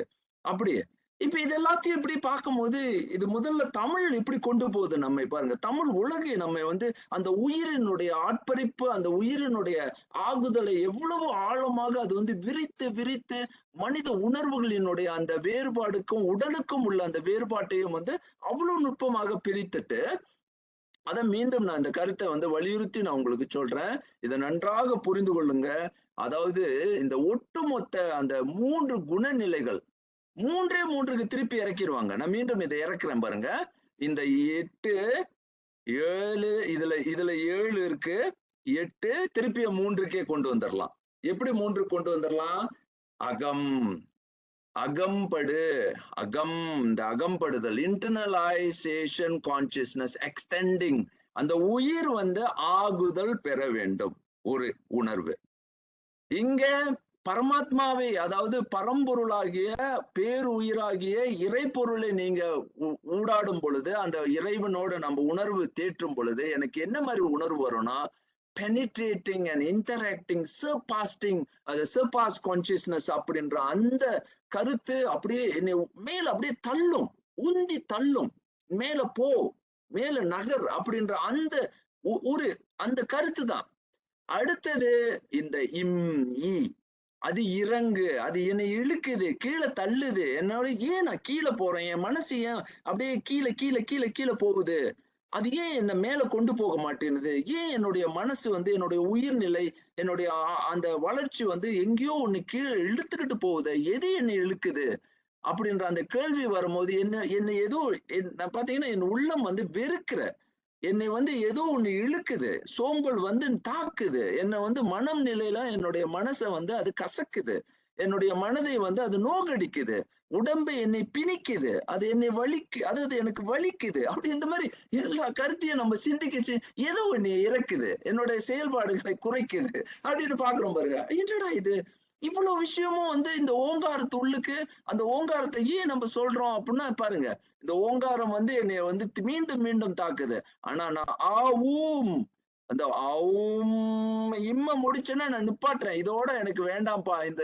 ஆனா அது வந்து கொண்டே இருக்கு பாருங்க. அது நிறுத்தும் முறையையும் கத்துக் கொடுக்கின்றாங்க. அது பின்னால நம்ம பார்ப்போம். இந்த மந்திரத்தை பற்றி ஆய்வு செய்யும் போது இதை ரொம்ப ஆழமா நம்ம ஆய்வு செய்வோம்.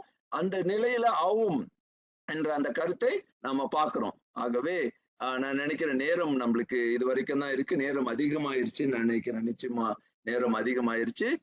ஆகவே இந்த கருத்து வரைக்கும் நாம பார்க்கிறோம். அடுத்தது இதை வந்து இன்னும் ஆழப்படுத்தி இந்த அறிவியலை இன்னும் போகிறோம். அடுத்த வாரம் வந்து மிக மிக நுட்பமான ஒரு ஆய்வு செய்யவிருக்கின்றேன். இதனுடைய தொடர்ச்சி மிக பெரிய விரிவாக்கம். உயிர் என்பது சடமா, அதாவது சடமாகிய அதாவது சடமாகியது உயிராகுமா, உயிராகியது சடமாகுமா அப்படின்ற அந்த ஆய்வுக்கு போறோம். அந்த ஆய்வை தொடும் முன்பாக இந்த உயிரை பற்றிய ஒரு தெளிவு நமக்கு முழுமை பெற வேண்டும். அந்த தெளிவு பெற்றால்தான் உயிர் வேற உடல் சடம் வேற, அப்ப சடமும் உயிரும் ஒன்று ஆகவே முடியாது. அதற்குடைய இயல்பு வேற, நம்மளுடைய இயல்பு வேற. அப்ப சடத்தை நம்பி நம்ம வந்து வாழ்க்கையில அப்படியே சட வாழ்க்கையிலே, அப்ப அதான் மெட்டீரியலிஸ்டிக்னு சொல்றோம். அப்படியே சட வாழ்க்கையிலே விழுந்து வீழ்ந்து அப்படியே போயிருவோமா, இல்ல அந்த உயிரை தேற்றி கடை தேற்ற முடியுமா அப்படின்ற அந்த சிவ ஞான போதத்தை நாம் பெற முடியுமா அப்படின்ற அந்த கருத்தை வைத்து இன்றைய பாடத்தை நாம் வந்து இன்றைக்கு நிறைவுக்கு கொண்டு வருவோம். சிவா திருச்சிற்றம்பலம்.